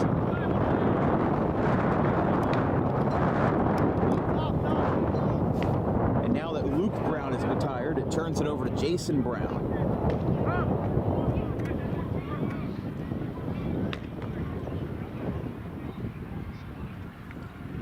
Cherokee tonight didn't get their first hit until pretty late. Didn't get it until the 3rd with Jason Brown. It was a 2-out hit. And then they put it all together. And now they are actually going to intentionally walk Jason Brown to put that runner on first to occupy the position. And now this would bring up Brett Gable, the pitcher who now has been relieved of his duties on the hill, but he has driven in the only run for Cherokee tonight, and it wasn't even an RBI because of the E7 and left. But he had a fly out to right, the E7 that drove in that 1 run, and a fielder's choice. So technically, this game could, in all theory, in all possibility, end with 0 RBIs from either side. Because an RBI only counts if it's a base hit or a sac fly or a walk. Like, if you were standing at the plate and there was a wild pitch, you wouldn't get credited all of a sudden with the RBI.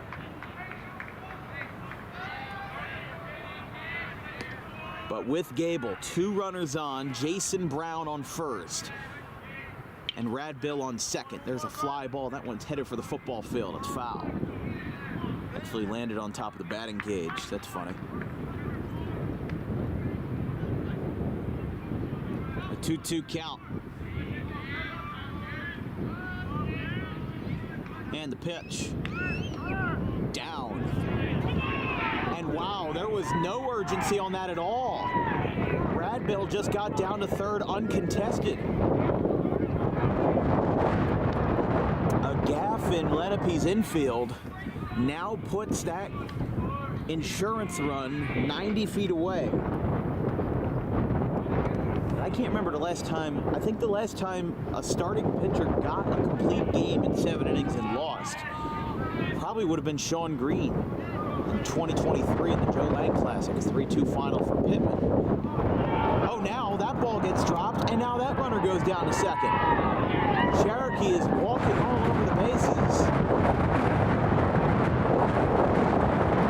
And now or at least the opera is coming in. Everybody on the infield is going to come straight in here at all costs. Now that first base spot is open. Here's the pitch from Mioski. There's a fly ball, shallow center. No, it's going to be decently deep. Might be deep enough to score the run. Hunter's got the throw, the tag, and the score. A sac fly to center. Grant Hunter made the catch, but scoring is Radbill fill, and Cherokee leads 2-0. Our first run since the third, and shockingly, the first RBI from anyone.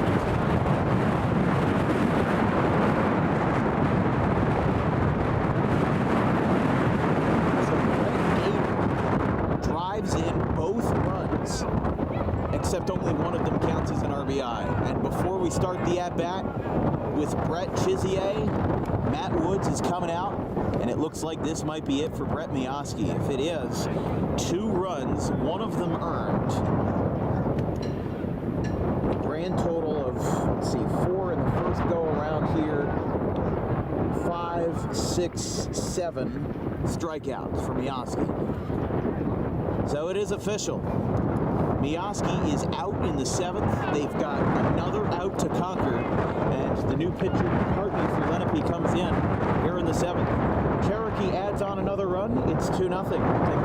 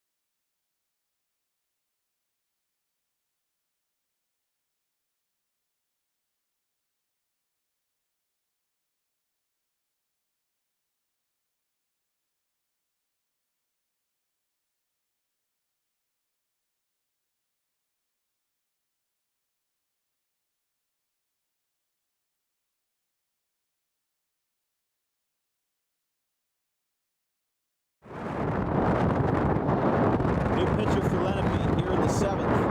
First pitch ground ball. That's a fair ball. He took a little while to get out of the box, and they will call it foul. So after all that, he gets to the ground. New pitcher, McCartney for Lenape. Here in the top of 7th. Cherokee added another run.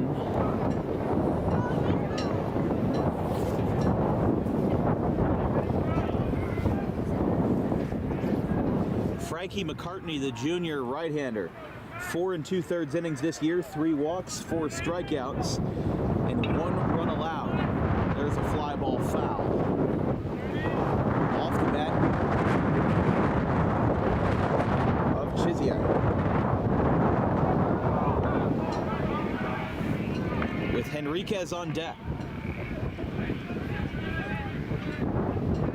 Here's a pitch. That one is high. I mean, Cherokee was obviously very lucky to get an insurance run at all. So the fact that they got one when they did is crucial. Now that to get back in the game. There's a ground ball out to third. It goes to short, and they're not going to have a play. It prevents itself from going into the outfield, but Chizier does get an infield single, and the bases are loaded. Actually, I'm sorry, just runners on first and third. But the wheels are slowly becoming unhinged off this bus. Very, very slowly, though. So Chizia gets an infield hit, breaks the offer, now 1 for 4 for Jordan Henriquez, who has reached base all 3 times. A walk, a double, and a hit by pitch. Appeal down to second says he went 0-1.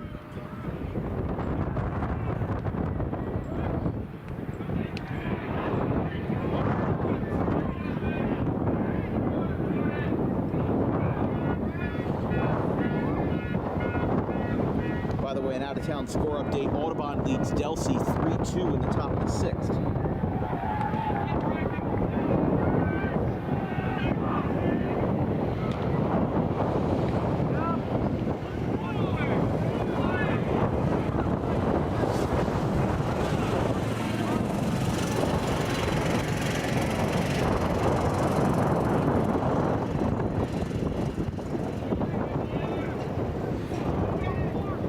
Still having to work hard here with runners on the corners, trying to prevent Cherokee from getting any more insurance.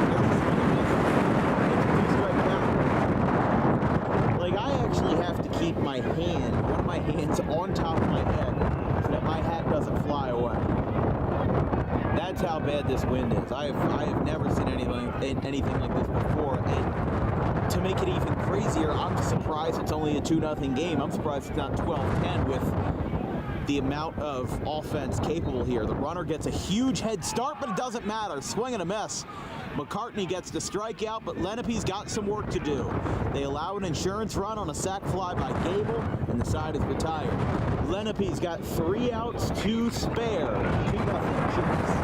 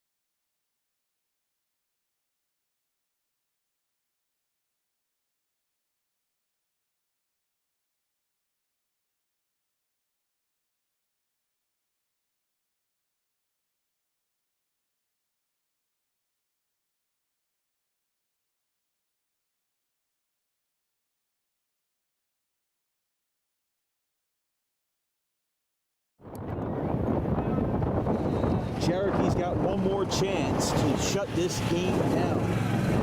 They lead 2-0 in the bottom of the 7th.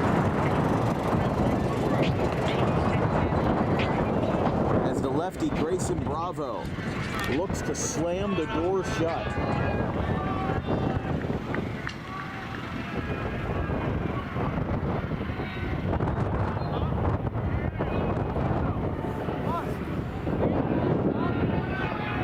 So just 2 pitchers for each side in the 7-inning contest. 2 hours, 32 minutes is the current time frame. As just what a game this has been.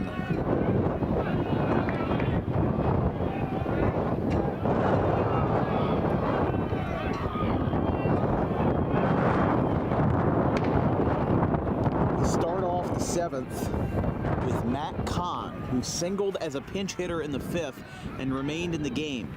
That one misses low. 2-1. Fouled back by Kahn. It'll be Kahn, Diambra, and the Virginia Tech opener, Grant Hunter, bringing the order back around, but Lenape's got to get base runners now. It was going to be hard enough when you were down by just 1 and you didn't have any runs on the board. Now you're down by 2. You do the math, you got to work twice as hard to get back into the game. If Cherokee wins tonight, they would improve to 3-1. Their next scheduled game is on April 19th, next Friday, versus Cherry Hill West.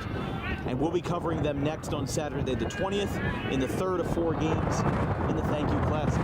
They face St. Peter's Prep. That one's foul. So a bit of a north-south matchup. Lenape would fall to 1-3, which, what a roller coaster of a season they've had.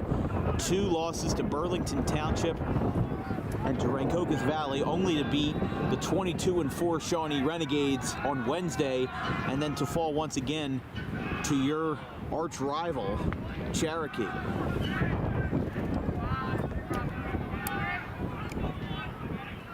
Kahn ahead in the count, 3 balls, and that's ball 4. Kahn starts us off with a walk in the 7th.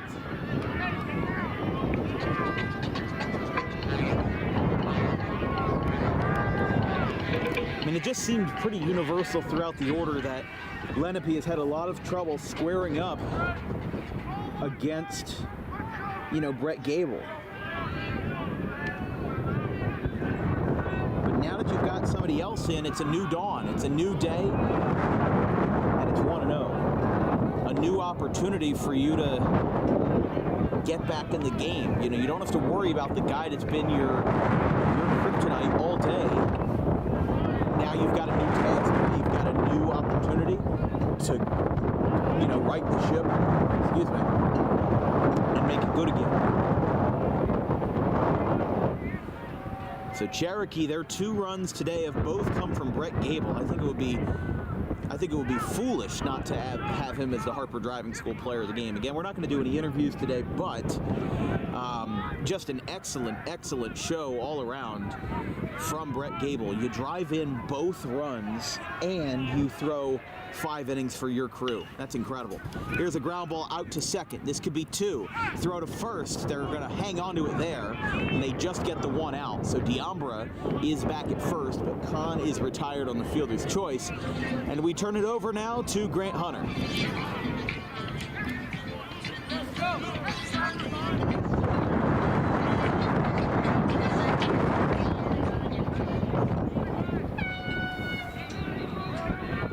Grant Hunter, 0 for 2, a walk, a fielder's choice, and a flyout. And Mark Petrigiani now coming out to talk to his pitcher, Bravo. There is a right-hander warming up in the Cherokee bullpen. And that is, if we look at our roster here, just give us 1 second, that is number 12, Aiden Emmerich, junior 5'11" right-hander.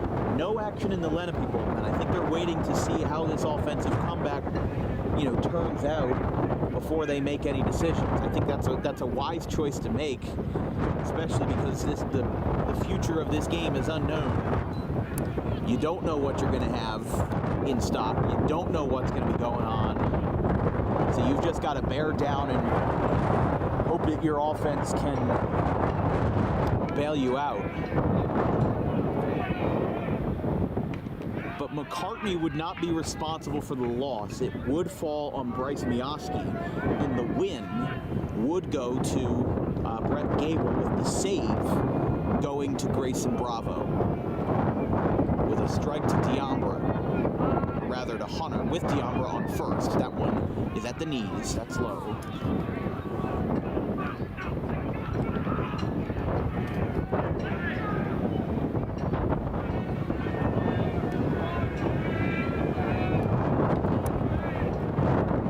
Here's the pitch. Swing and a foul.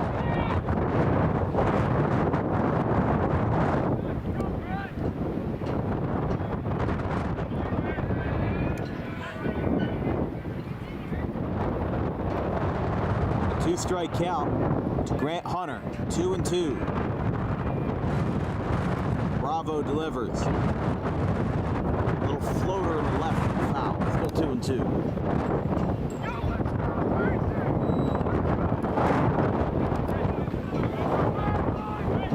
Cherokee's looking to hype their guy up. Remember, 2 teams that went back and forth in both of their contests last year. Cherokee took the last matchup 14-4. Fly ball down the right field line and foul. Look out. Look out down there in the right field corner. And here we go again. 2 balls, 2 strikes, 1 out with Diambra on first, tying run at the dish in the top of the order. Hunter sends a fly ball out to straightaway left. It's going to drop for a base hit, and it dies in the grass. There was absolutely no recoil on that fly ball, and Grant Hunter bloops in a single to put the tying run on base. Well, how about this? Lenape's offense looked dead in the water, and now is suddenly getting a very quick burst of life. Grant Hunter with his first hit, now to Zach Barbash, who's had very different sort of stat line tonight. A sac bunt in the first, a double in the third. He reached on an error in the fifth inning. Tying run on, fastball right down the pipe, 0-1. As we said, Emmerich warming up at the bullpen for Cherokee. If the situation were to arise, it looks like he's left the bullpen, so he's probably ready to go in case something goes wrong with with Bravo. Infield looking for a double play here. That one's outside, 1-1. As we said, our next broadcast of high school baseball will be Monday the 15th with PPI and Cherry Hill West in more Olympic Conference action. Our next broadcast will be a doubleheader between Cecil College and Salem Community College for softball, JUCO softball, tomorrow at 12-2. That one misses.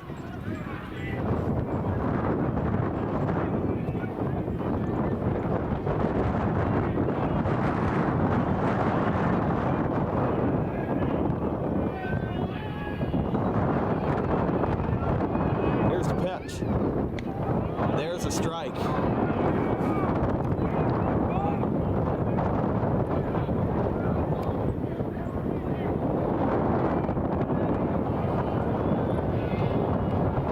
Two-strike pitch to the number 2 hitter. Swing and a miss. He got him. 2 down.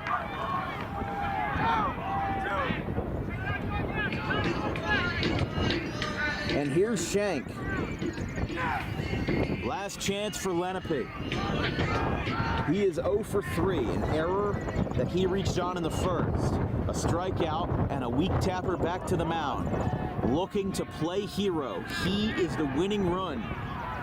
But Lenape knows that it's going to be an uphill battle for them to win the game on one swing. They've already got 2 runners on. Now they're going to try to change the narrative. That ball gets away, and both runners advance as that ball gets past Jackson.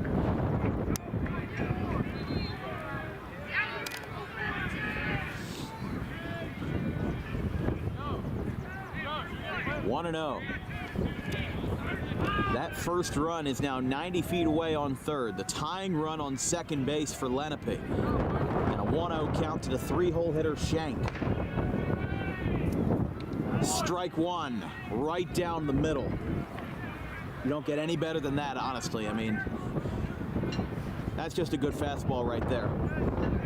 You know, Lenape knows they've got to be good with plate discipline. They've been a little sloppy with that tonight. So they know they have to just wait until their moment. There's a swing and a miss. 1-2. Here's the last call. Cherokee 2, Lenape 0. All RBIs have come from one man, Brett Gable, who also threw 5 shutout innings. If there hasn't been a better player of the game in a couple months, I don't know who has. But here we go. Grayson Bravo looking for a 6-out save versus the Indians. The 2-strike pitch down. And we stay alive, 2-2. And a pocket of sunshine coming out above us. It's about time. It's a little too late, though. Lenape looking to tie the game. Cherokee looking to slam the door shut. There's a ground ball through the right side. That's a base hit. 1 run scores. The tying run's coming around on the throw from Henriquez. He is safe. Lenape just tied the game. 2 out, 2-strike single, Andrew Shank. And in an unbelievable turn of events, it's 2-2. Oh my goodness. Andrew Shank gets it through the right side at the 11th hour. The 11th hour in the 59th minute, I'll tell you that. And we are tied.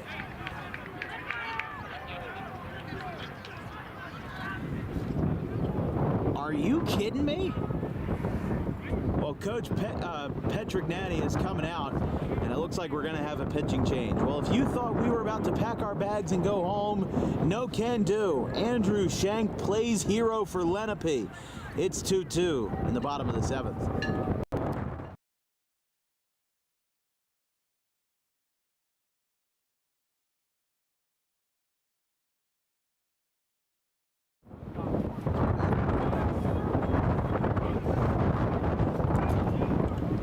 Grayson Bravo still on the hill. We went to break because we thought it was a pitching change. My apologies.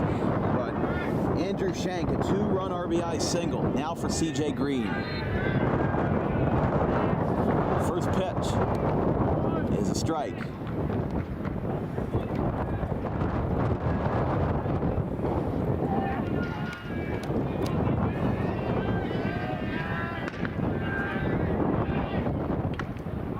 Foul tip, 0-2.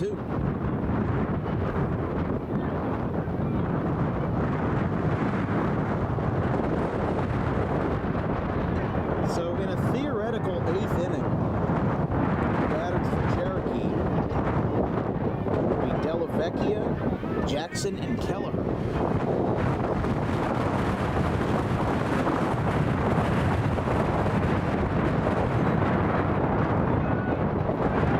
Back to first, they got him caught, and now the throw gets away. Here he goes to third. The throw is not in time. He just advanced 2 bases on an error. And now Lenape is 90 feet away from winning the game.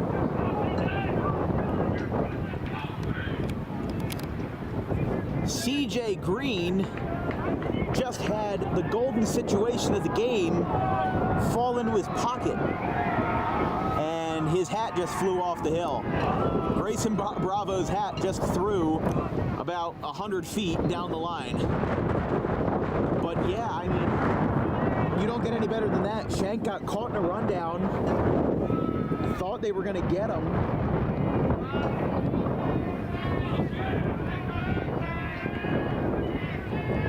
Here we go.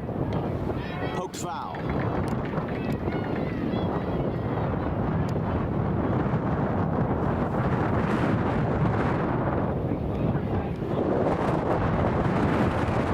Still a 2-strike count to Green.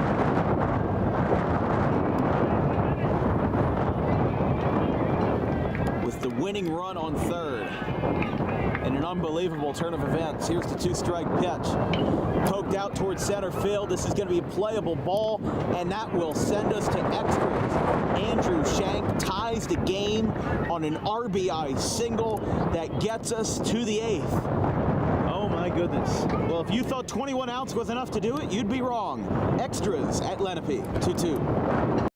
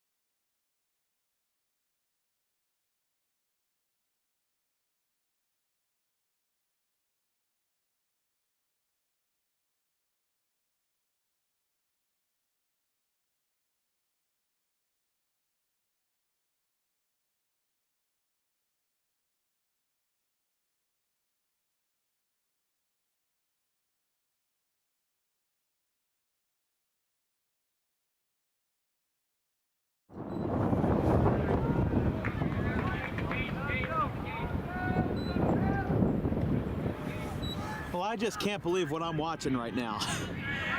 Frankie McCartney, first pitch, swing and a miss, 0-1. There's nothing like it. I mean, I thought for sure Cherokee was going to shut the door and win, but Lenape has come storming back as it's 0-2.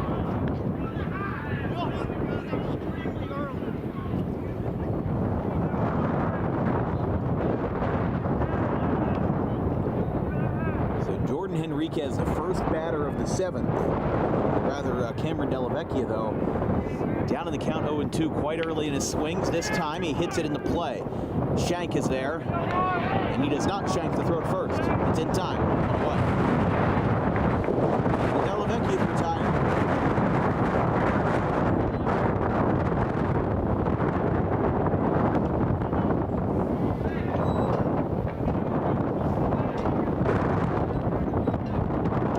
The lefty, Brett Jackson.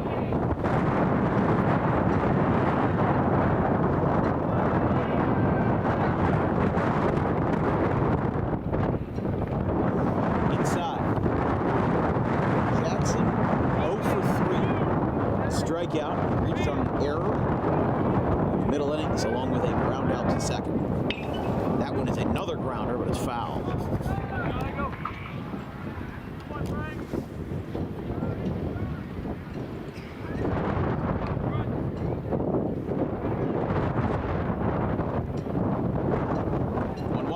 Inside.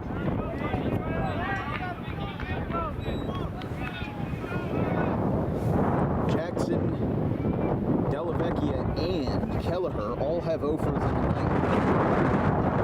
That one is popped up, out to second. Diambra backpedaling. He dives and makes the catch! Dante Diambra goes full extension to make the catch in shallow center. 2 down. What a play, Dante Diambra.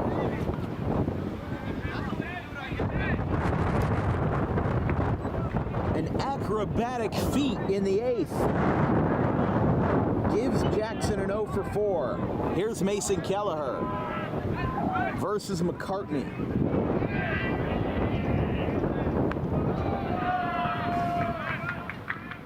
One-0.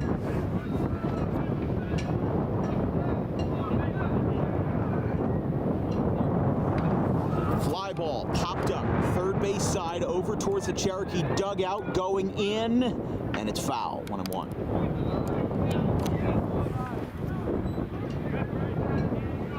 Had a chance, but that's where those infield pop-ups can really hurt, where in a normal breezeless situation you'd have a good chance of making that play, but with winds like that, it's so unpredictable. Poked foul, 1-2. As we said, Kelleher 0 for 3.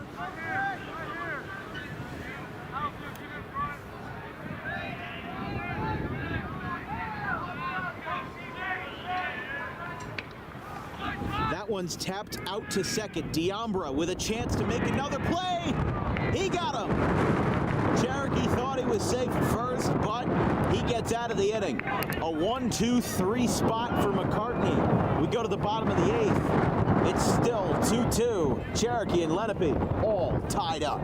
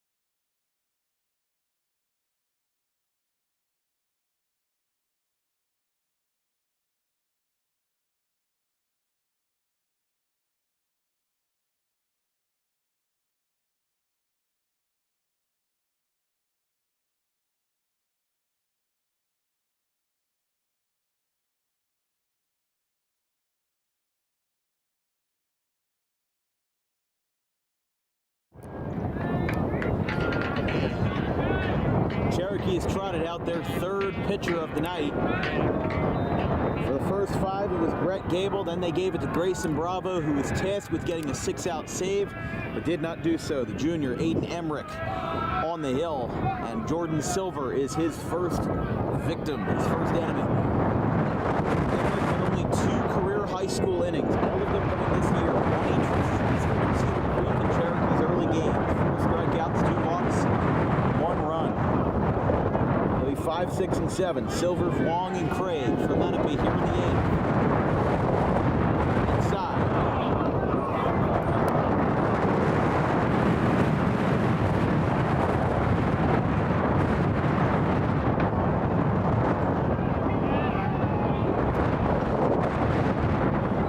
Emmerich delivers. That one's high. That's a 3-ball count now.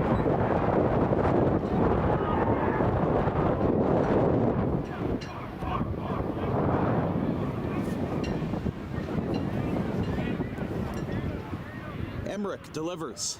That one hits him right in the shoulder. And Lenape gets that runner on.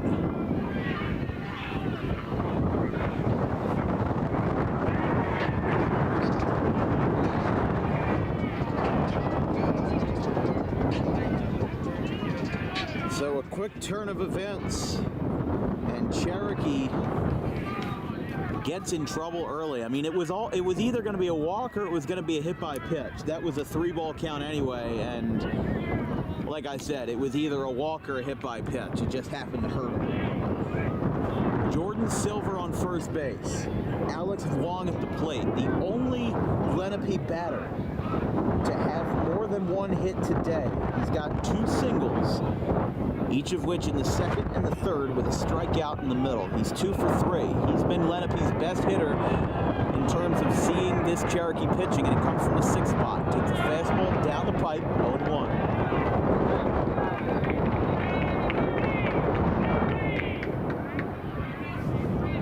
Of course, Cherokee High last night, they hosted the Night of 3200s, that distance running event with 20 different heat races. Time is called. Count is 0-1 to Vuong, with Ethan Craig holding a 0-for-3 record over his head tonight. He's in the on-deck circle. Here's the pitch. That one skips away. Now going down to second is Silver, and the winning run is now 180 feet away.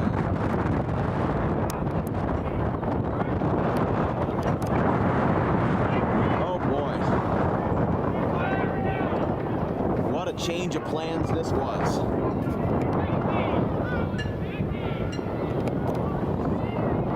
Alex Vuong, I mean, we were just talking about, before Lenape tied the game, we'll wait until after this pitch, he drops down a bunt. It's a fair ball, but it will roll foul.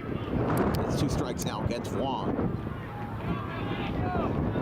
But we were talking about how we were very easily going to give the player of the game to Brett Gable because he threw 5 shutout innings and drove in 2 runs.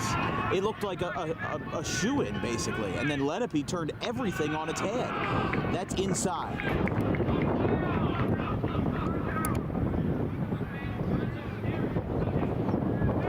Two and 2.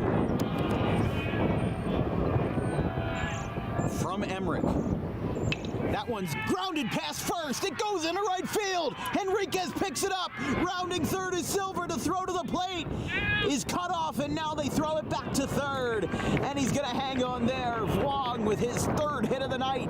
And now that moves Lenape to the edge of the mountain. Winning run on 3rd. A hit by pitch, and Alex Vuong with his 3rd base hit of the night brings up Ethan Craig.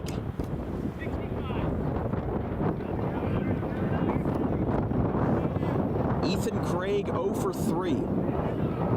A ground out, a fly out, and a strikeout. Now Petrogani coming out to talk to the home plate umpire for a change. So they will make a change. Della Vecchia. Oh, they're taking Henriquez out too? Or are they doing just a switch? So Jordan Henriquez just got called in from right field. And so did Cameron Delavecchia. I don't know if this is a pitching change at the last moment or what, but it looks like they're now shifting the center fielder Henry Radbill to right. And they are keeping Luke Brown left. So I'm not sure what is going on, but they're making a plethora of changes here in the eighth, with Lenape having the winning run on third, big chance to get a move down. So they're keeping Emmerich in, but making some seemingly random changes in the infield and the outfield. Oh, wait a second. No, they're doing the five-man infield. I have never seen this before. I've seen it at a Dodgers game about 10 years ago. They've got the five-man infield versus Ethan Craig, who fouls it back. So they moved a couple of guys down to make room for all of this. Number 50, Parker New, is now at first base. They've got a five-man infield. 0-2. The last time I remember seeing this was probably around 2013 or 2014. Dodgers and Padres.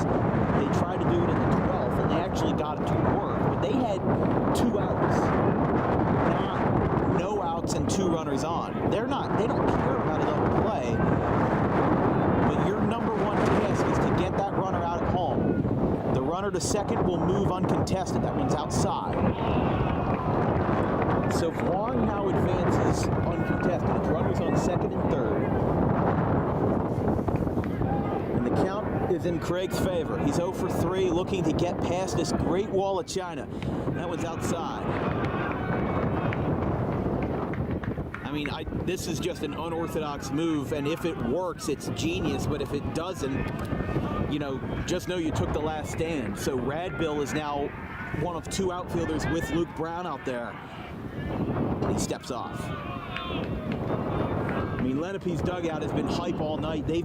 There's been something in the water that have made them absolutely giddy. And imagine the reaction if Ethan Craig breaks the over and walks us off. Here's the pitch. Poked foul. He chased high at it. But really, it doesn't matter where you hit it, because as long as the infield is on the inner edge of the grass. Even if you get it over the infield's head, that doesn't matter. That's it. It's the 11th hour for Cherokee, and they are trying to make sure that clock doesn't hit midnight.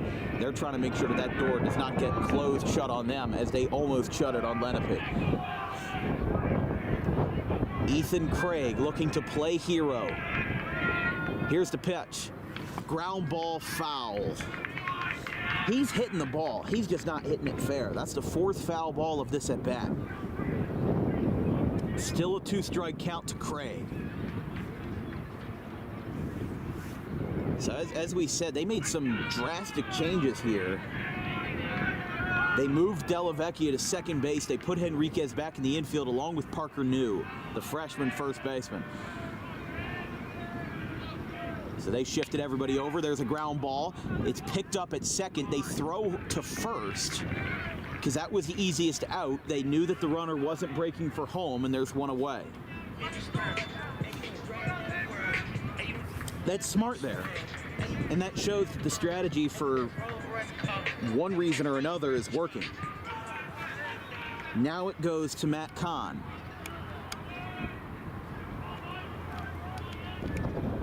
First pitch. Strike 1.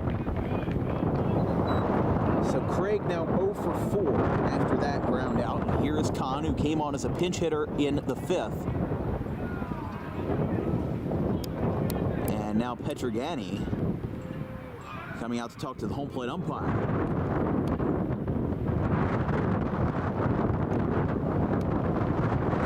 Not sure what the issue is here.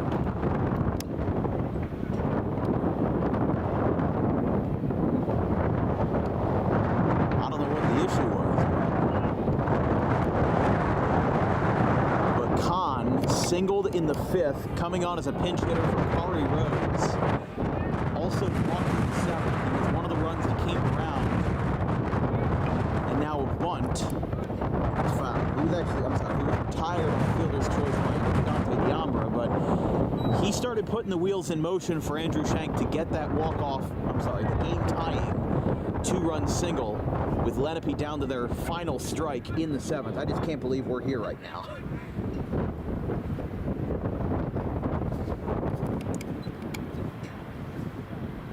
So after a quick discussion with Matt Woods down at third base, the home plate umpire returns and we'll get ready to play. Alex Vuong on second base.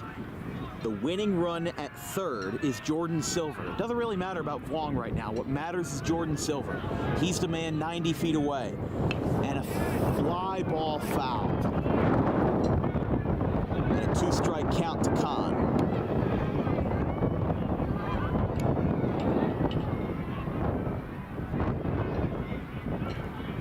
Matt Kahn looking to win it for the Indians. This one is popped up, but again foul. 1 out, and the 5-man infield right now for Cherokee. You can see this right here. This is unbelievable. They've already gotten the first out of the inning. Now they just need 2 more. With 2 runners in scoring position, the winning one on third. Outside. Cherokee outfielder certainly thought it was strike 3, but it was not. And they'll try it again with Silver looking to score. That one is outside, but the catcher trapped it and held onto it. It's 3-2.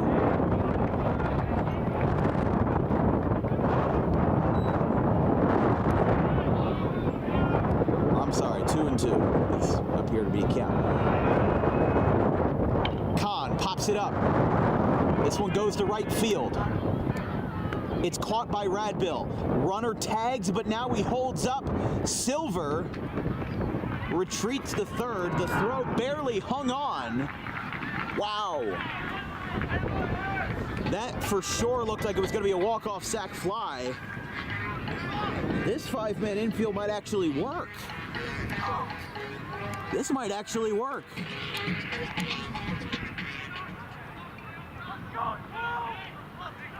So Aiden Emmerich has a chance here.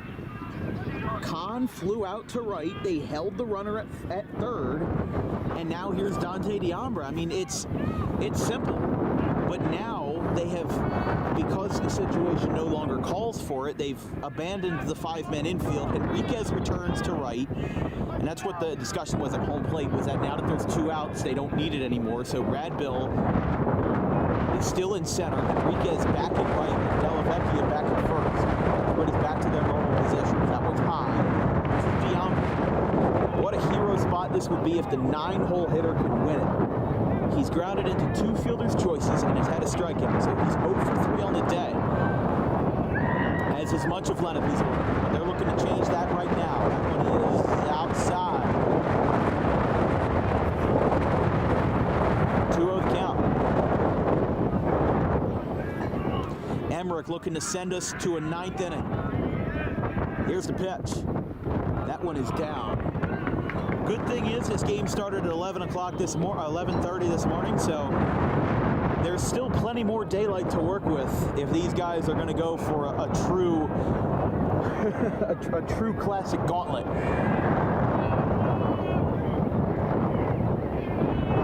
Here's the pitch to Diambra. That one is high. And a 3-ball count now. I mean, Lenape's dugout for the entire game, more or less, has been standing on that top rail with their eyeballs glued to the game as it should be. But Emmerich looking to get out of the jam and send us to another extra inning. There's a swing and a miss. And it's a 2-strike count.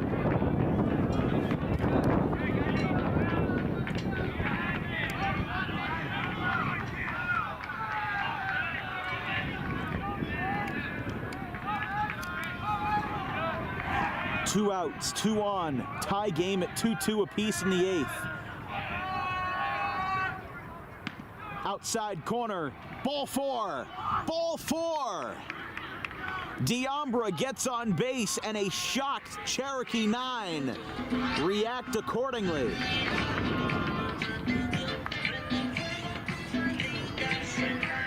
And Lenape stays alive now with the most dire situation of them all. Bases loaded, 2 outs in the 8th. D'Ambra reaches base for the 3rd time today. As we said, he had 2 fielder's choices and a walk. He set up in the 7th inning that crucial at-bat with Shank, who had the 2-run single. Now it goes to Grant Hunter, who was one of the runs that scored, along with D'Ambra. Barbash struck out after him.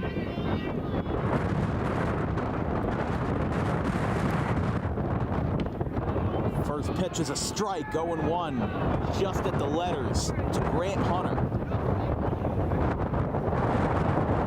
He has walked, flown out to right, had a fielder's choice and a single. Here's the pitch. That's a floater into center field. Could this drop? Radbill is there and he makes the catch. 8 innings will not do it. Lenape leaves the bases loaded, and in an unbelievable turn of events, 8 innings will not be enough. We go to the 9th, 2-2 game.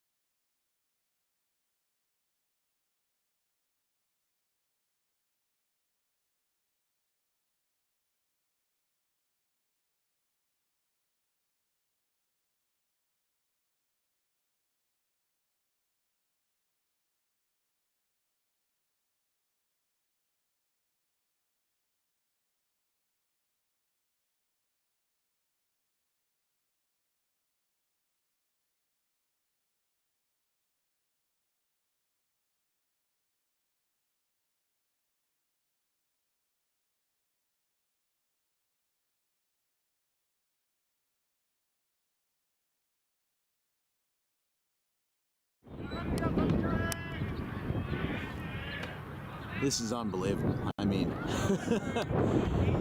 Cherokee and Lenape tied up at 2-2 in the 9th. And McCartney still pitching for the Indians. First pitch is outside. 1-0. Grant Hunter flew out to center to end the bases loaded threat in the 8th. We still stay alive. We thought this game was going to be over a long time ago. We really did. And we very well could still have a sub 3-hour game for 9 innings, which isn't too shabby in terms of pace of play, but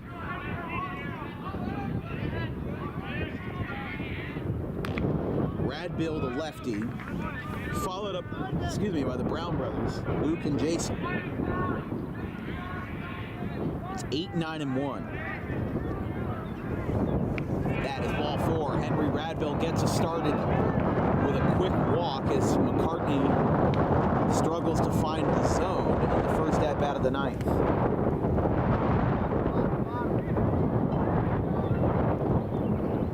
Warming up in the pen for Lenape will be, I saw number 12, but I'll have to take another look at that as Brown comes up to the dish. Yeah, that is number 12. That is, looks like Gonzalez.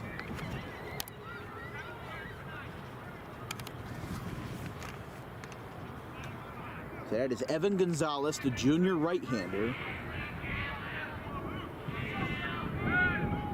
With a runner on first, Cherokee trying to retake the lead and rebuild off that momentum that they had in the 8th. I mean, you know, bases loaded, 2 outs. The fact that the 5-man infield worked was nothing short of a miracle. The fact that they got out of the jam with that concoction that you don't see very often, even in situations like that, very few coaches actually opt to pull that play. That's a bunt, but he whiffed on it.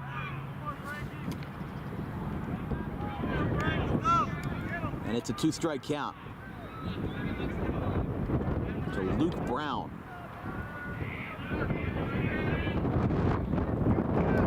Brown 1 for 2, a walk, a single, and a strikeout tonight. That one skips off the glove behind the plate by Barbash. That'll be a wild pitch. And Radbill now goes down to second. Took a big lead around second, like he was going to try to advance another base.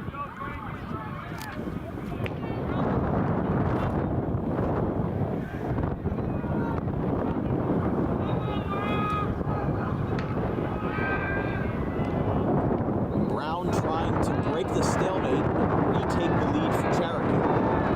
Remember, they got a run in the 3rd on an E7 and left. That gave Cherokee a 1-0 lead on the RBI by Gable, and then he got another one in the 7th on a sac fly. It was 2-0. Looked like we were going to be good to go, and then Andrew Shank, down to Lenape's last strike, tied the game on a 2-out, 2-strike RBI single. Drove in 2 runs, and now mid-at-bat, Matt Woods is coming out. Evan Gonzalez still warming up in the pen. I doubt that they make the change in the middle of the at-bat, but that's going to be just a composure call here with Radbill on second. They had a wild pitch after his walk that advanced him in a scoring position. Lenape, of course, will still bat in the 9th, and they will get their 3 hitters. Luckily for them, 2, 3, and 4. Barbash, Shank in the 2 spot, who did play hero just a couple of innings ago, and C.J. Green, who was 0 for 4 tonight.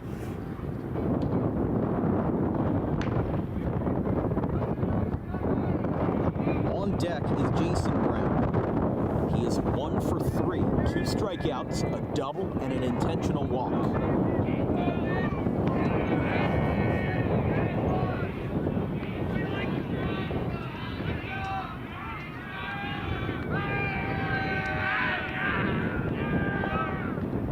There's a line shot out to first. The ball died in the grass, but now it gets away. He's going to get on third, and he's going to get on first.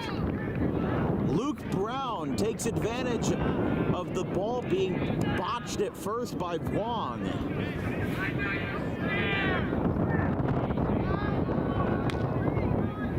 And now here's Jason Brown. The man who hasn't done a whole lot for Cherokee, but he's really been playing second fiddle a little bit to Brett Gable. You know, he's had this kind of situation fall into his lap, and now, thanks to the error, 2 runners on, nobody out, McCartney is out. Evan Gonzalez will come in, as it appears, and we will have another DWB pitching change. Gonzalez walks back from the bullpen, and it looks like he will be in the 9th. We'll take a quick pitching break here as Evan Gonzalez looks to play hero in the 9th and send Lenape to the plate in a tie game. Now, while that odd is unlikely, but we'll have to see what happens. In the 9th, 2 runners on, nobody out, pitching change for Lenape. We'll be right back.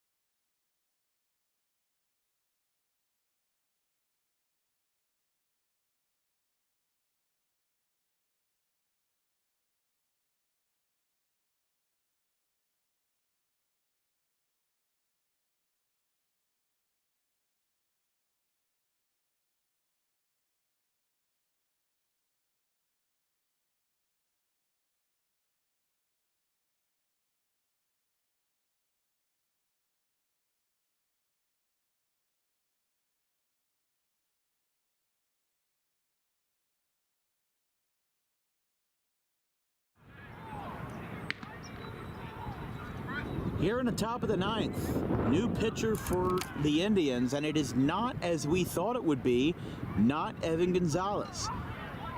Andrew Shank is now taking over on the hill. I don't know if this was an audible call or what, but he went straight from short to the mound. I mean, that's kind of a Group 1 move right there. You usually don't see that done by the big schools, but Cherokee is looking to take the lead. And they will. It goes into right field on a little blooper. Cherokee scores that run and an RBI single off the bat of Brett Gable, who has now all 3 Cherokee RBIs. It's 3-2. He is the X factor. There is no ifs, ands, or buts.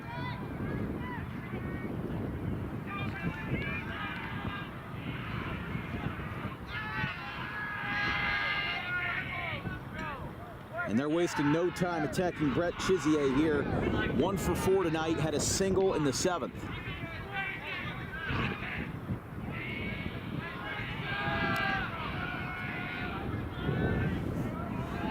There's the pitch.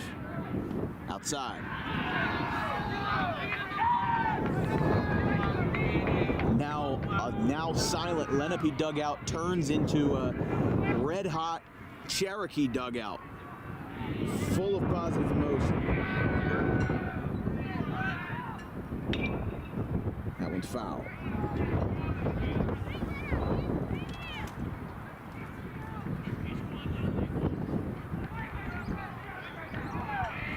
Here's Brett Chizier now with the bases loaded. They're going to look to carry this momentum in the 7th and keep it alive. That one's down.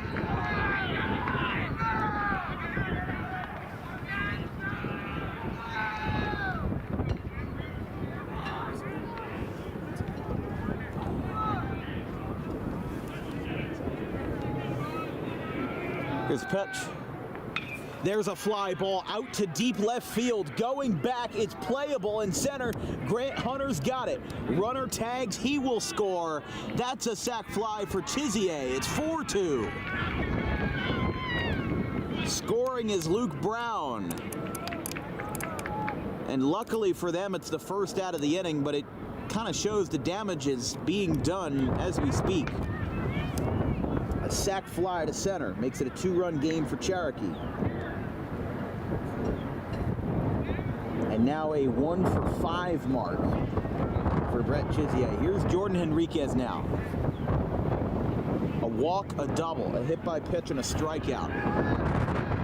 He is 1 for 2 today.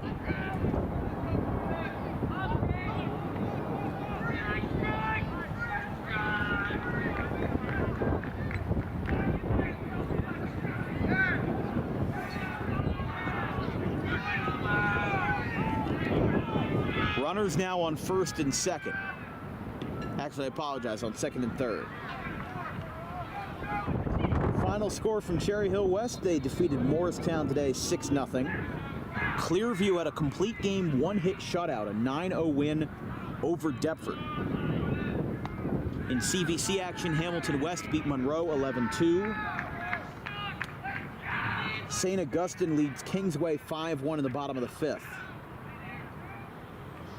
And the final from Timber Creek and Washington Township, that was 8-6 in favor of the Minutemen. That's a fly ball to right. There's a base hit. It gets past him. He does the split, and he gets it down. That goes in for another 2 runs. Cherokee has busted the doors wide open. A 4-run 9th, and it's 6-2.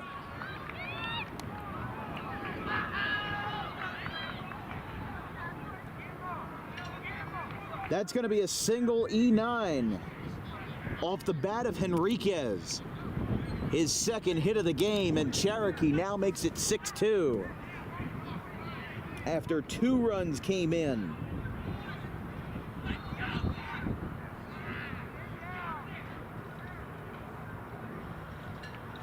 I mean, right now, anything else is just collateral. Matt Woods coming out again for another chat with his pitcher. With Cameron Dellavecchia now. He is 0 for 4.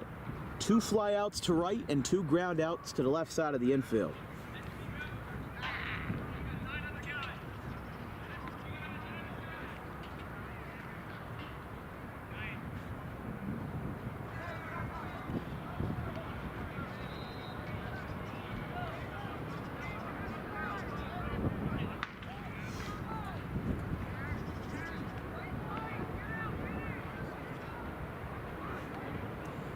So just looking back at the footage from the Audubon-Delsey game, that was 3-2 Audubon in the 6th. Delsey took a two-run spot to take the lead, and the game ended on a pump fake pickoff attempt to second base that got the freshman Connor Chester.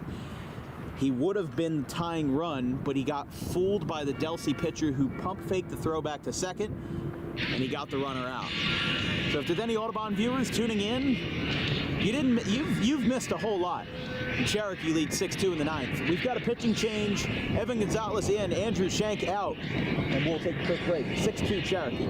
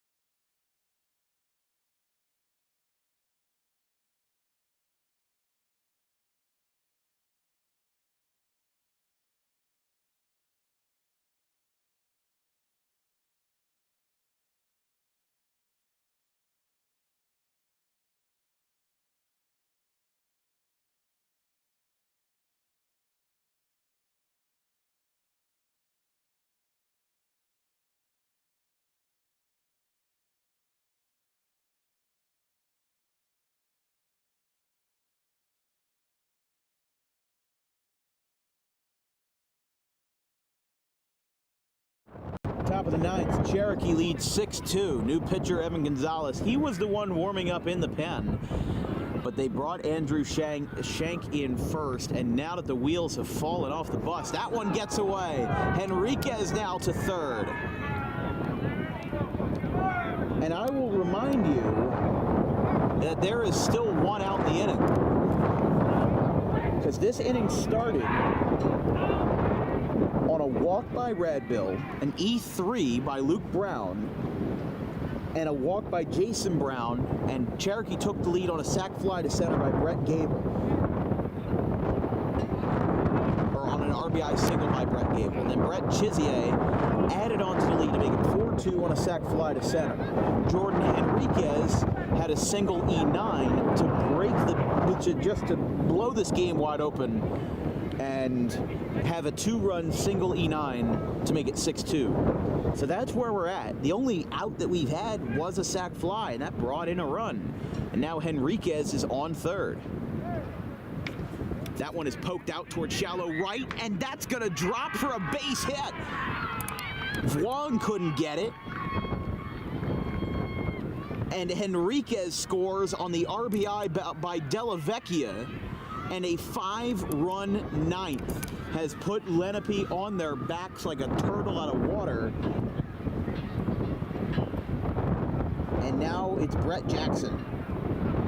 This is unreal. So here's Jackson, 0 for 4 tonight. As now this crowd for Lenape, once full of emotion and joy, has now just had the life sucked right out of it.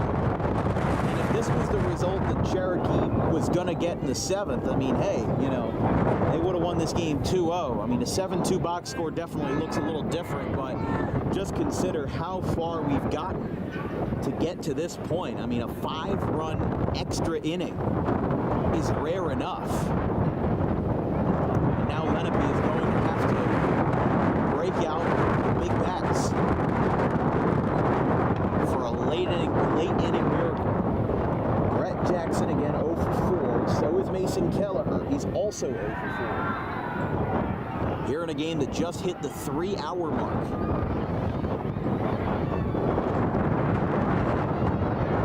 Throw back to first, not in time.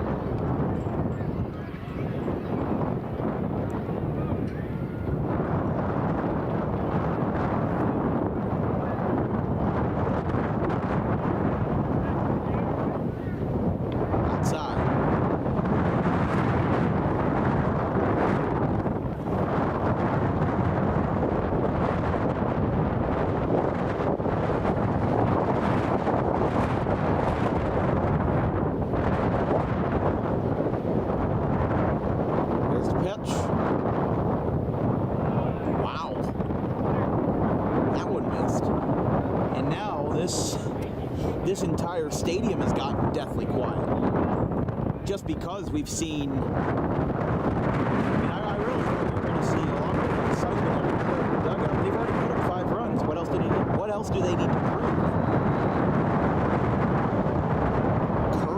Wow, that's ball 4. Oh my gosh. As they used to say in the old classic phrase, right down the middle for a ball. Whew. Wow, that is a controversial decision. And the walk for Jackson puts him on first for the second time tonight. And here's Mason Keller. 2 strikeouts, a pop out, and a ground out to this point. Here's the pitch. There's a strike, and it pops out of the glove of Barbash. Legs are getting a little stiff. Muscles are starting to tweak around a little bit, but we're still here. A windy Saturday afternoon here from Lenape Regional High in a contest between 2 Lenape Valley School District members. Right here in Medford, across the street from the beautiful Johnson's Farm, where I spent many events as a young child. Loved the old go-karts they used to have. There's a strike.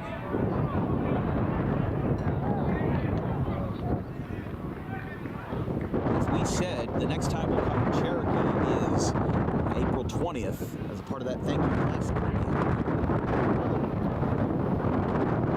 It's part of a quadruple header on Saturday. As ground ball back to the plate. Who's got it? Big gust of wind takes over. Long makes a play. 2 down.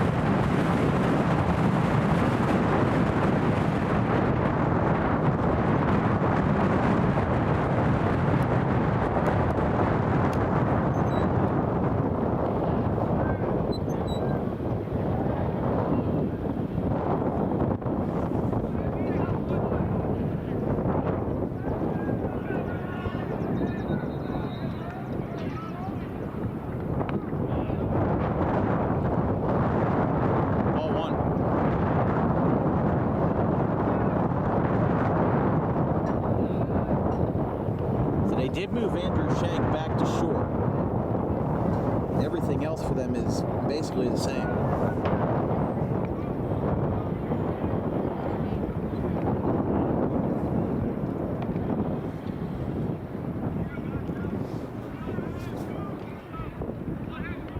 Two outs, 2 runners in scoring position as Cherokee looks to bury the hatchet even more. There's a strike.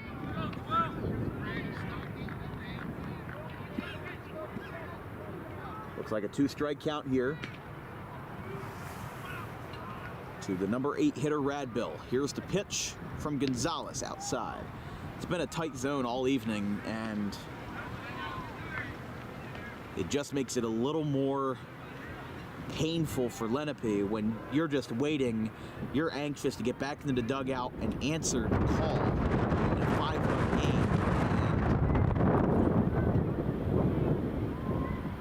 That's a ball? That was the quietest reaction I had ever heard. I thought it was strike 3. The catcher thought it was strike 3. The pitcher thought it was strike 3. About half the fielders thought it was strike 3. But now everyone's confused and everyone's a little bamboozled. That's ball 4. And this inning continues to drag. Henry Radbill gets a walk. And now we go back to the ground. We start this off. I mean, this is the 11th batter to wrap this inning. Brown up for a second time. Radbill up for a second time. Radbill with 2 walks in both of his appearances tonight. So here's Luke Brown. You know, I made a very conscious decision not to really thought about it, and then I just, you know what, I made the right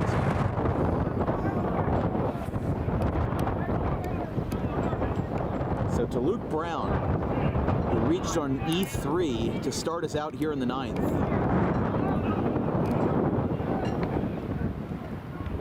There's a ground ball back to the mound, and that will end the inning. Wong takes it side is finally retired, but Cherokee's got a lot to sing for.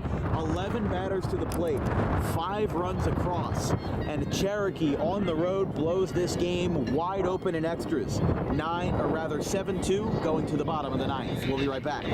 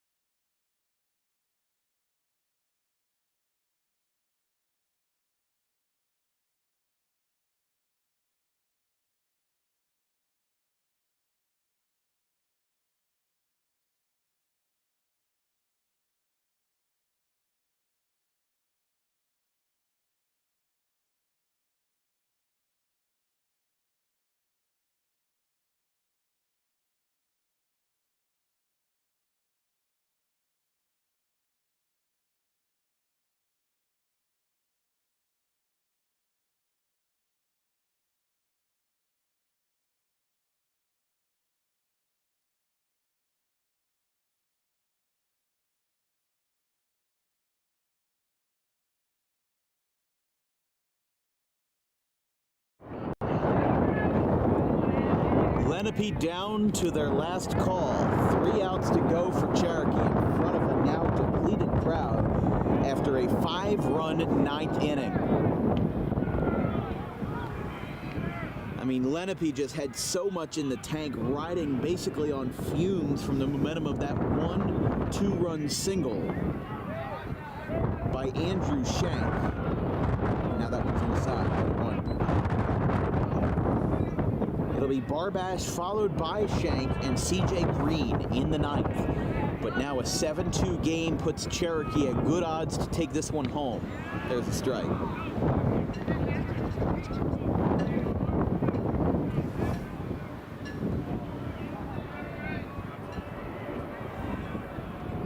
Foul ball off the top of the netting. 2 strikes against Barbash, who is 1 for 3. A sac bunt, a double, an error, and a strikeout. So he's had a little bit of everything tonight, but this game has been something else, to say the least.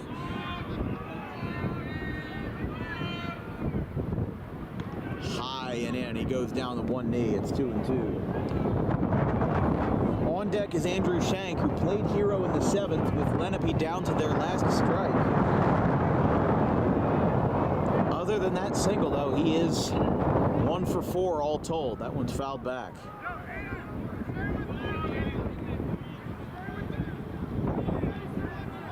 I think your player of the game has to go back to Brett Gable, who drove in that go-ahead run. Everything else after is just a bonus. Doesn't matter if you win 7-2 or 3-2, it's still a win.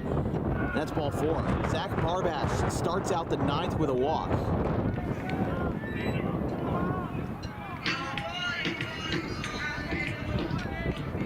Here's Andrew Shank now.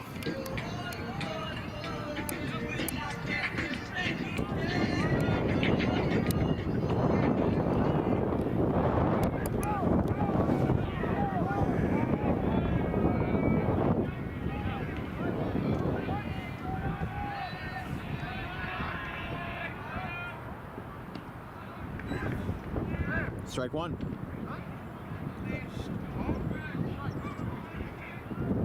Enriquez didn't know if it was a strike or a ball. He had to ask Radbill in center. Inside, 1-1. Barbash reaching base for the second time tonight. But Andrew Shank 1 for 4. Now looking to get back into the groove here. Now with traffic on and looking to claw their way back into the game. That's a tapper foul to the backstop. On deck for Lenape is CJ Green, who is 1 for 4 tonight. Has a ground ball, 2 strikeouts, and a flyout to this point tonight. But Cherokee up by 5 in the 9th inning after a 5 spot that brought 11 batters to the plate in extras. Here's the 2-strike pitch to the 3-hole hitter Shank. Outside. Delivered a fast one there from number 12, Aiden Emmerich.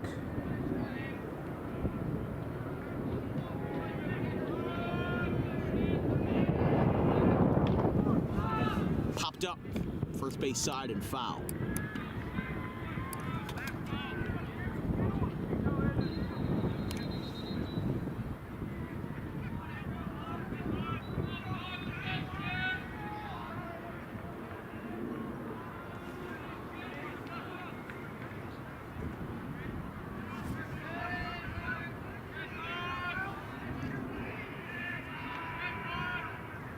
Swing and a miss, he got him. 1 down. After the leadoff walk, Shank goes down on strikes. And here's CJ Green. 18.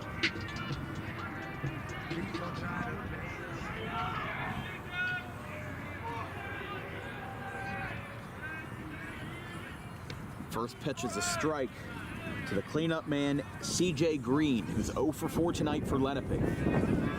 As we said, our next broadcast will be a doubleheader tomorrow between Cecil College and Salem for JUCO softball. We've then got PVI and Cherry Hill West on Monday the 15th. Tuesday the 16th is senior night for Rutgers Camden versus Alvernia. That's a 6 o'clock start. And then NJAC on the 18th, Stockton versus Rutgers Camden. And then on Friday, I don't even have time to explain the chaos that will be the Thank You Classic weekend. Floater in the right center. That's a base hit for CJ Green. Gets picked up by Radbill. He's going to go to third. He gets in there safely. And now runners are on the corners as Lenape's going to try to crawl back with 1 out. Never say never, right? If they can put up 5, why can't you? But CJ Green breaks the offer with his first hit of the night. Here's Jordan Silver. Silver 1 for 3, a single, 2 groundouts, and a hit by pitch as Petrogani is coming out. And it looks like there might be a pitching change. Or are they going to, Henriquez looks like he's going to move out to center. There's a new center fielder coming in. Are they just going to switch things? Or are they going to do this 5-man infield again? I'm not sure, but what we do know is Emmerich is out.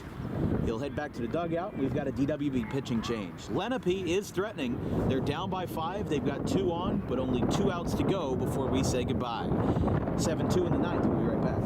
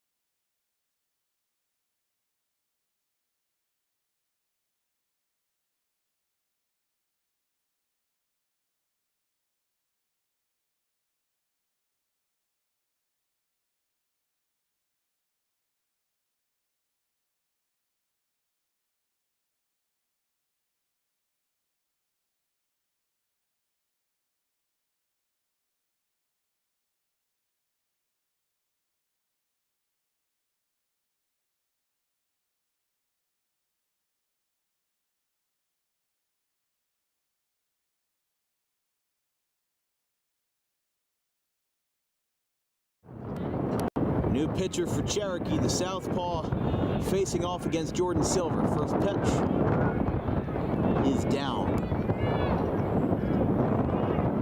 To number 9, Cooper Birdie. The fourth pitcher to grab a glove for Cherokee tonight.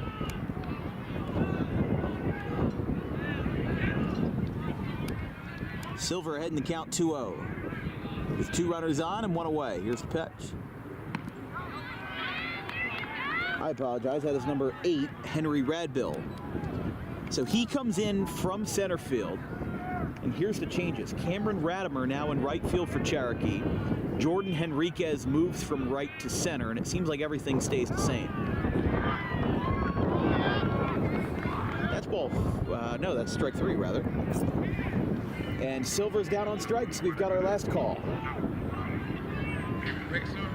Cherokee leads 7-2 in the 9th, and Alex Vuong, who is 3 for 4 and has been Lenape's anchor tonight, now looks like he could have the last chance. That's going to be defensive indifference. The runner moves down to second base, that being Shanks, and now runners on second and third. That doesn't count as a stolen base because it was uncontested. That one's inside, it skips away, takes a bounce off the tarp, and he will score. So Lenape gets a run back as they get a run on a late wild pitch. It's 7-3, and that moves Silver, or rather Green, down to third. So the most you could do here on a 2-run homer is 7-5. That still means you still got to bring 2 batters to the plate before you can tie the game. That would be Craig and Kahn. Craig is 0 for 4 tonight. Long is 3 for 4. He's put a good barrel to the ball. It's a 2-strike count.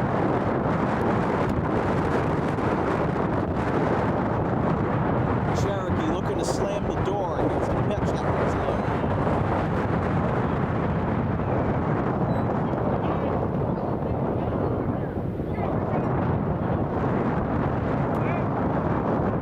Count is full. 3 balls, 2 strikes.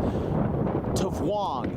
Swing and a miss. He got him. And Cherokee, in 3 hours and 19 minutes, survives the storm and refuses to get caught up in the hurricane to win this one 7-3.